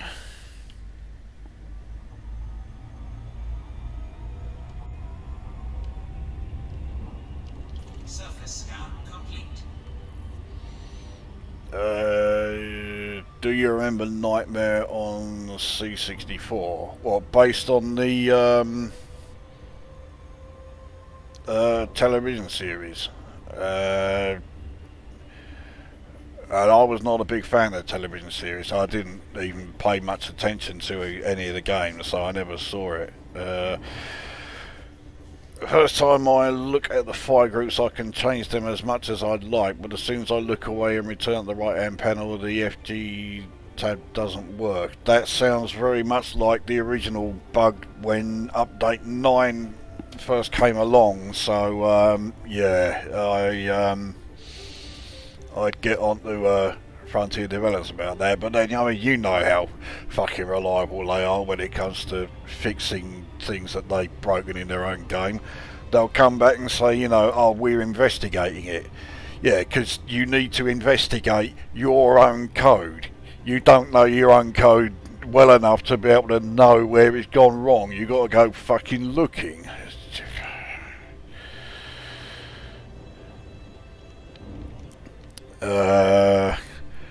Bonjack 2 featuring Lino. Oh, fucking hell, yeah, you picked a winner there, yeah. Bonjack 2, where there isn't a single fucking bomb anywhere on the screen. And, yeah, your character, well, it doesn't just look like Lino, isn't it? Because the game was originally going to be a Thundercats-based game. And they never bothered changing the sprite. So, yeah, you're not Bombjack, you're Lino. Fucking what?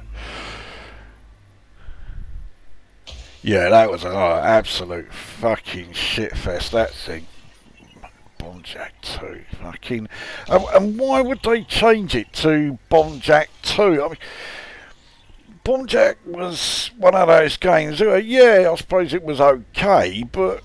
I mean, it was so simple, so fucking basic, that it really was absolutely disposable. In no way was it sort of like asking for a sequel.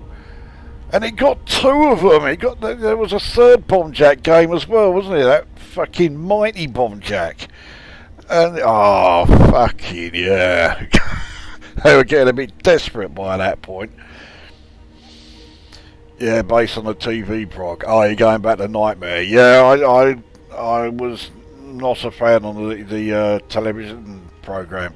The problem with the television program was, to me, it always seemed like they were just making out as they went along. And did any team ever actually, like, you know, win the challenge and get through, like, the dungeon or whatever? Because I never saw anyone actually do it. It would be like, okay, so you're in this room, and if they were starting to take, you know, a bit long trying to figure out, it would be, oh, this thing's come along and now you're dead, the end. Right, you're out of here, fuck off. What? Yeah, I was not that keen on it.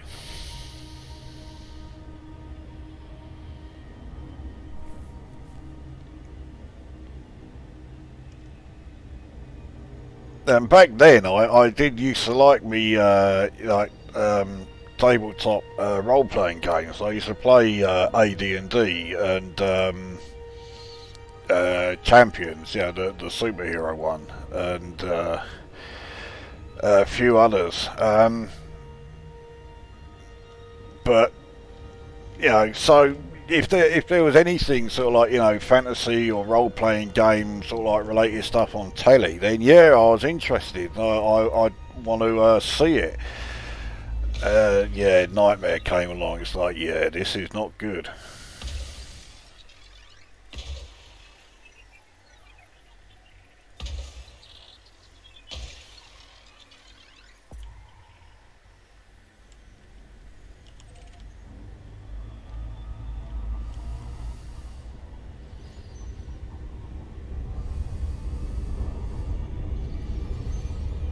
Surface scan complete.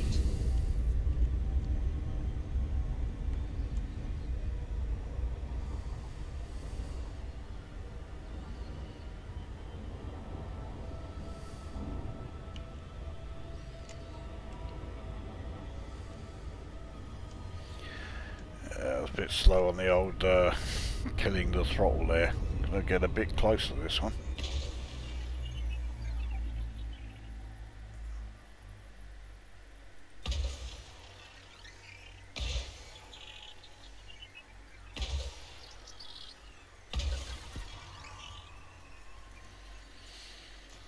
Right, so another system done, 2787. Let's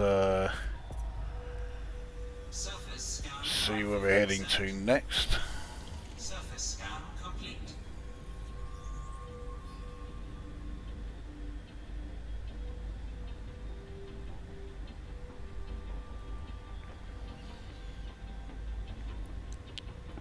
Right, we are going to head to 4220. So this will be system 9.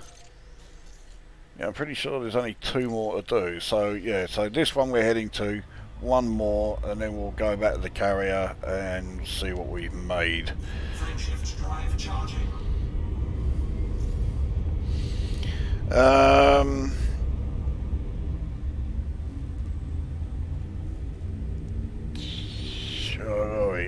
Bomb Jack was class on the Amiga though. Well, yeah, Graham Kelly would be the one to say that. Yeah, Bomb Jack Beer Edition was certainly class on the Amiga. The first Bomb Jack conversion, fucking hell, yeah, that was not class.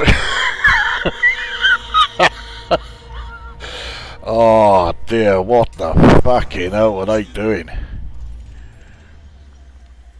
I can't remember who it was that actually did the conversion. I know they were from Yugoslavia or something. But yeah, I think the worst thing about it was that endless fucking loop. I was going to say music, but I mean it's barely fucking musical, is it? Yeah, that was the thing I remember most. It never ended.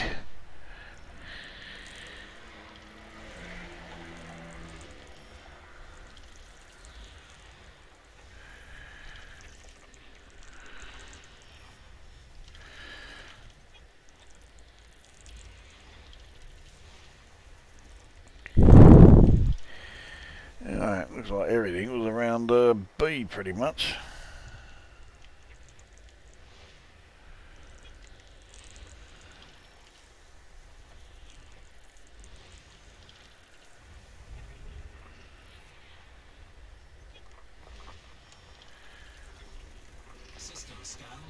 Alright. What do we have here? Okay, so 1 and 2 are good. Oh, it looks like, yeah, because I think this is, yeah, ice world. So 1 and 2. So as with all the others, do these 2 and then check out the secondary star.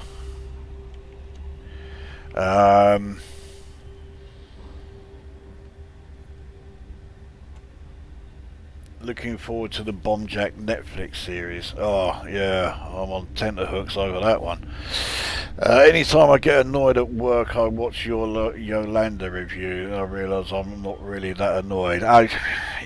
Yolanda, Jesus Christ. Now that is... I mean, I've played some games that, you know, have wound me the fuck up and got me sort of like, you know, irritated and annoyed and frustrated and all the rest of it. None of them come close to the levels that Yolanda generates. Not even the original C64 game, Hercules. I mean, it's still fucking unbearable and what have you. But it doesn't have that fucking horrendous music in it. You know the bit I mean, that endlessly fucking screeching away in the background. It's like, what the fuck is this? It's like, no, the game wasn't fucking unbearably shit and annoying to begin with. No, let's throw that fucking thing in there as well, with it.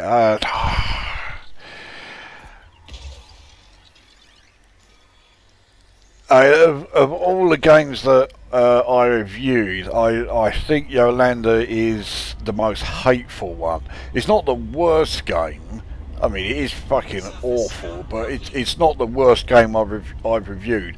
But as far as like being an absolutely hateful gaming in quotes experience, it is the worst. It's fucking horrific.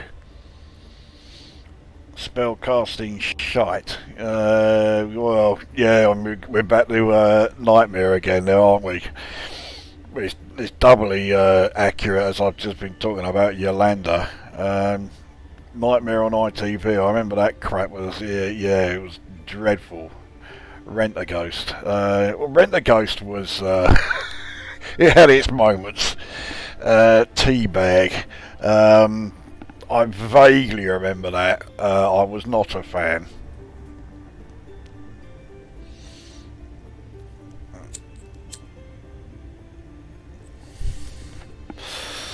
Batfink by far the best. Can you imagine if they were to show Batfink on television these days? With was it Karate? Wasn't it? Was his sidekick? I mean, the fucking woke brigade would all be up in arms about it. You know, oh, racist because you know that voice of Karate is clearly not a fucking Chinese man or whatever.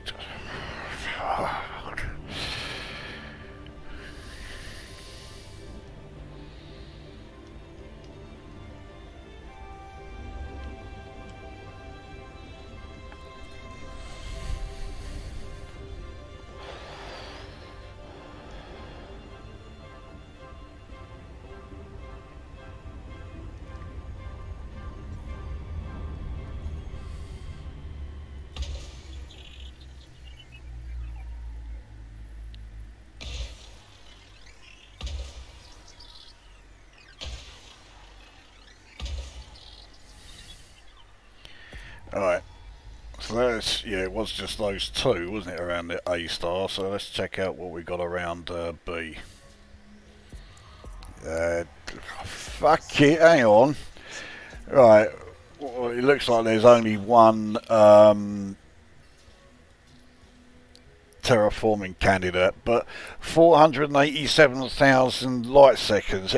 Fuck off. That can stay undiscovered. What we've got here in the old biological bacterium. Alright. Next system will be, I think this will be the last one. This will be the 10th. So we will head. I'm sure I've miscounted actually. It's not the 10th, but you know what? I'm going to say it is.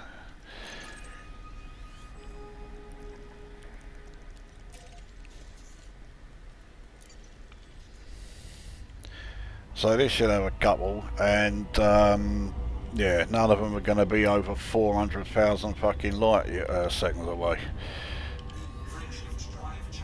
Right, where are we in the old chat? Space is weird. You are about 33.8 thousand light years away from my current position, which looks further on the map than Sol is from me at 42.8 thousand light years. I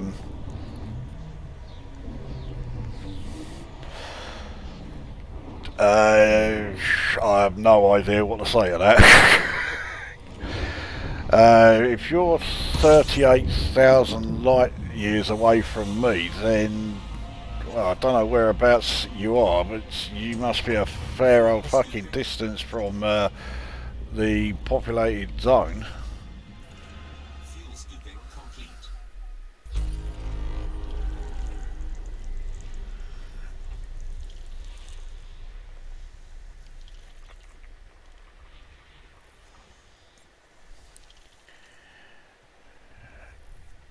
Alright, looks like the gas giants are around the secondary star.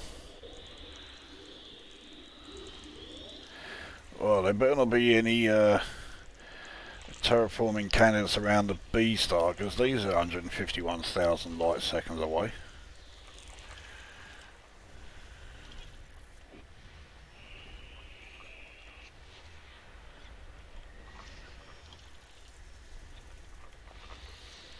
Does look like it's all icy world and gas giants though, which is okay by me.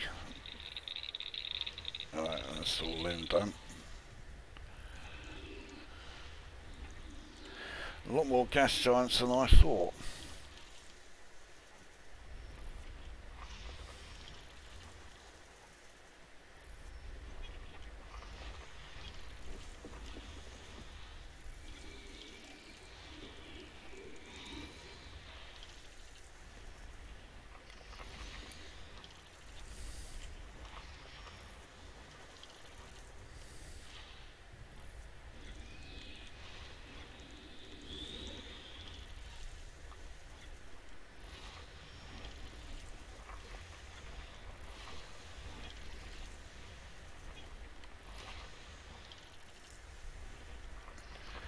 I didn't think there was going to be this many objects in this system.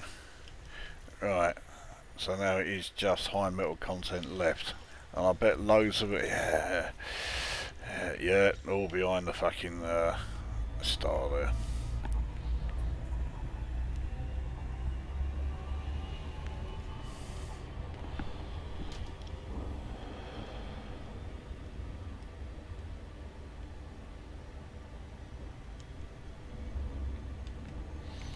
Alright, that should be far enough.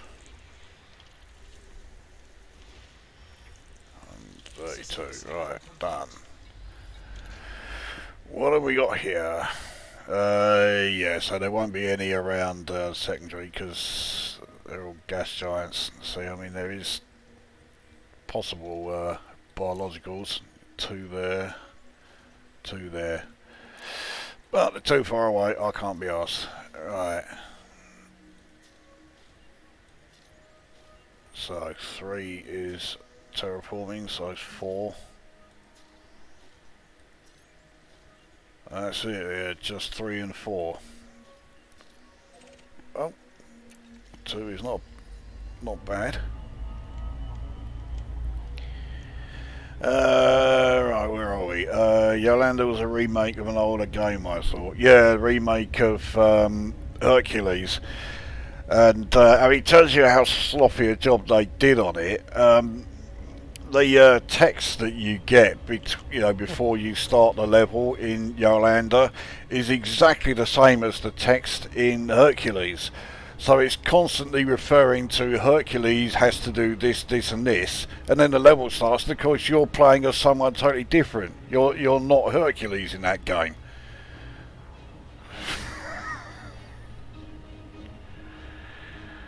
Yeah.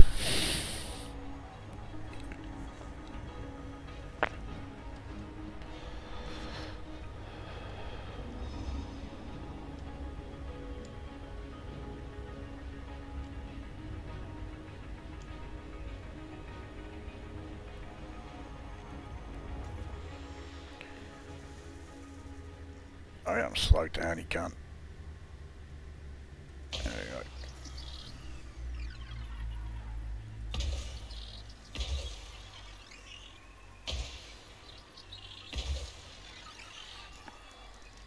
go. Right.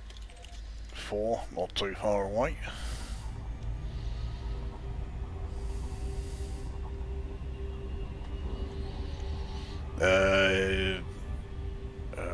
Paradox. I'm assuming that's referring to the distance thing in Elite. Up there with Thunderblade and then the other Sega wideboard machine. The thing about the Sega wideboard games is they started off like really impressive. Well, for the time they came out, the earliest one that I remember was Hang On, and because it had the novelty that it deluxe cabinet is leaning the actual bike over. I mean the arcades down here in Southend that had it, there were queues of people waiting to go on and have a go at it, so it was a real fucking success. And then Space Harrier was the next one that I remember.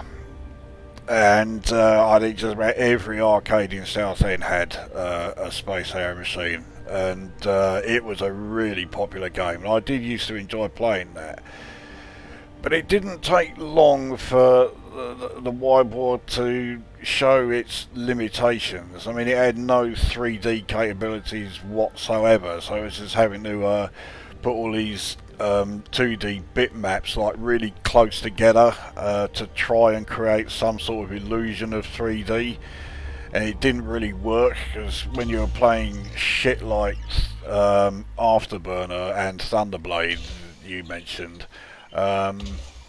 it looked awful, and the games were shit as well. And it soon became very obvious that the games, or the appeal of them anyway, it was just the experience, being in the deluxe cabinet and that. And because they weren't good, they weren't good games and that, nobody was bothering to play them.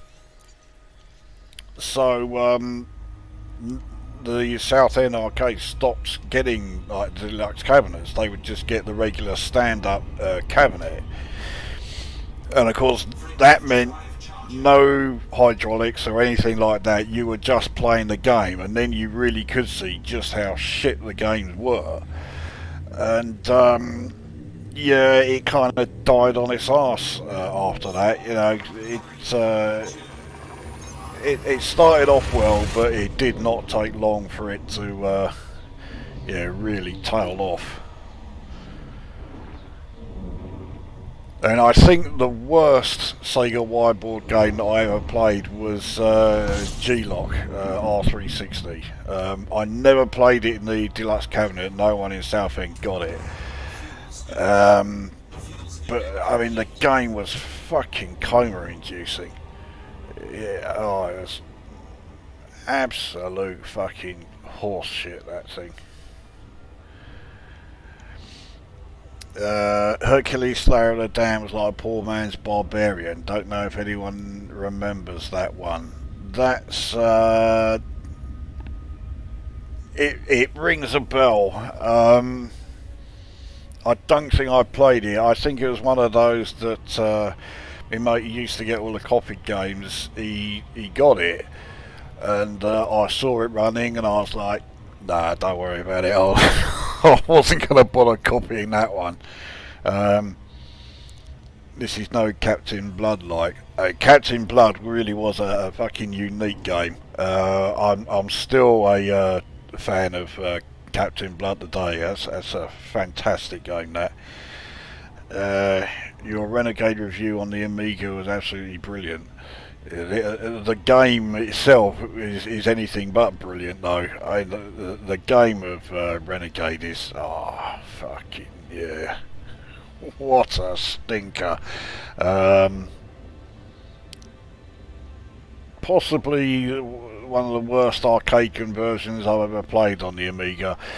Although, yeah, Power Drift on the Amiga.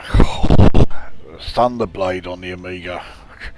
I mean, even Rolling Thunder on the Amiga. I mean, the game always looked good, and I loved the music. The music suited it really well, but it always looked like it was one of those games that would be relatively straightforward to do a decent conversion of, especially on like the 16-bit machines. And because I was a huge fan of it, and I saw there was a conversion released on the 64 on the Amiga, I thought, right, I'm going to have that. So I paid 25 quid. I didn't know just how shit tier techs were then, but I fucking learned very quickly.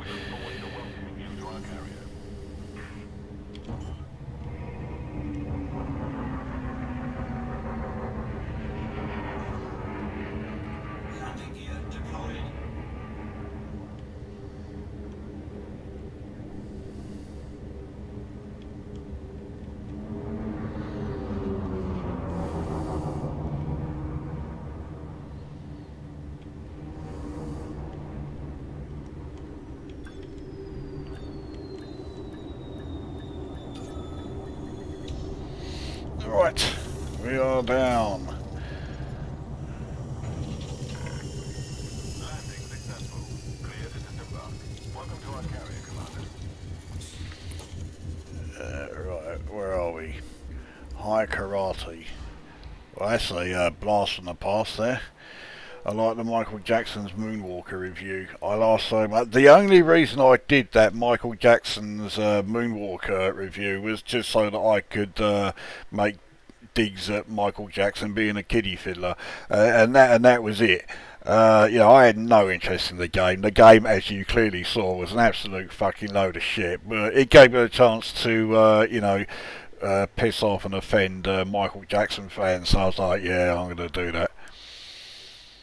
I missed the start of your stream. What's been your plan with this exploration trip?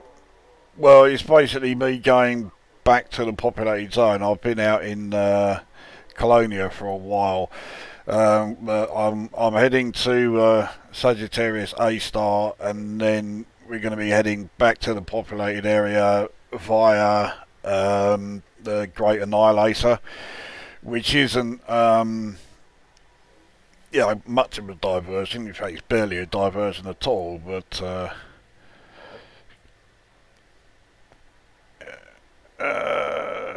anyway, that's the trip I'm on. Hong Kong 3 probably excites the wokes as well. Fucking yeah, and then some. Mind you, I mean, it was a black guy who did the. Wasn't it Scatman Crothers? It was the voice of Hong Kong 3, so they probably won't mind it so much because at least he's black. Anyone as long as it's not a white heterosexual, middle-aged man. I'm currently in the Sagittarius Carina arm, roughly 90 degrees of Sagittarius A, so I don't think we're going to be going into there. No, Paradox did the bomb jet conversion. Okay. God dear, I bet they didn't work too many other games after that. Yolanda was dreadful, so much so I recently uploaded a long play on my channel, taking one for the team. Fucking and then some. Stinker being the appropriate word to describe Amiga renegades, considering the colour of your character's face. Why on earth did they decide it would be a good idea to make your character look like he was just absolutely covered head to foot in shit? It's... A lot of people say, oh, it's shadowing, or that's it's meant to be his shadow. What, brown? No. So, it's just a further example of just how shit that conversion was. Wasn't Renegade Amiga the one where he looked like he had manure sprayed? There you go. Yeah. I loaded Yolanda once. That was enough. Yeah, that's more than enough for a lot of people. Anyway, let's get this universal cartographic data side. So I made 42,355,652. So I sell it all individually. That way, you're going to get your bonuses. You will actually get all your bonuses if you sell them all, in one go. A lot of the bonuses don't go through for some reason. So right, so that system was next to fuck all. Next cheapest system. So yeah, the second cheapest system out of the 10 that I scanned is still 2,832,589. So not bad going. So 2.9 million for this one. And some firsts here, probably first and map. Yeah, you don't get anything for being the first and map, any. Right, next is 3.28 million. Again, again it's going to be first and map. Yeah. Right, so 3.3 million for this one.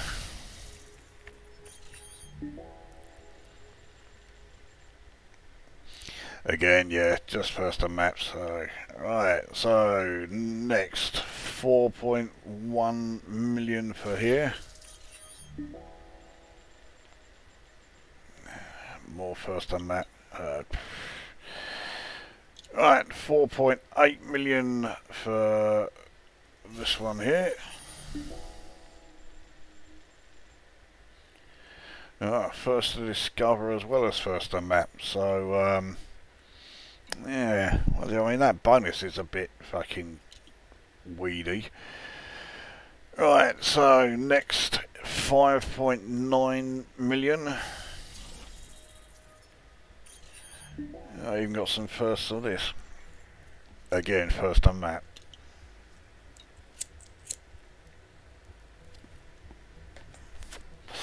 So next 6.6 million for yeah, I thought the Earth-like world may get more than 1,049,000. I'm not going to complain, it's still a decent amount. 6.6 million for one system. And final one here then, 8.4 million for one system. That's the kind of payouts I like. I mean, the Ammonia Worlds, yeah, it didn't pay out a vast amount, but still not bad.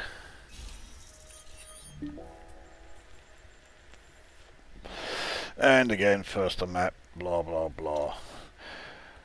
So that then means that my balance is now at 22,685,924,148. No idea what that's going to do to me Explorer rank. Looks like it's updated it already. So just up to the end of the P of Explorer. I'd like to think we've reached 25%, but I think that's a bit optimistic. It doesn't look like it's quite there. But let's have a check at the chat before we call it a night. Renegade was a series in Japan. I can't remember the name though. I think it went to many sequels and even a volleyball type spin-off Renegade game. Fucking hell. I'm a middle-aged white hetero male, so I annoy wokes naturally anyway. Yeah, exactly. Join the club, you know.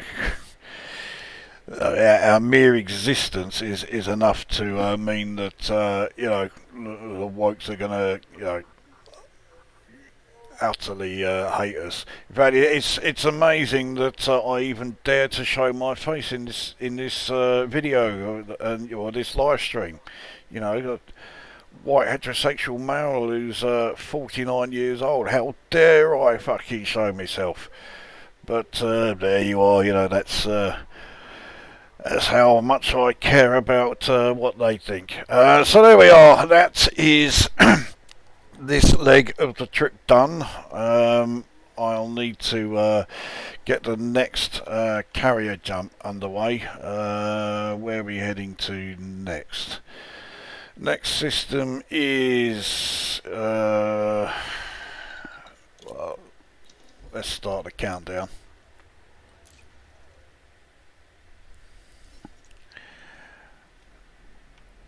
So yeah, it's there. Fly UA TU-W D2-1714, 499.92 light years.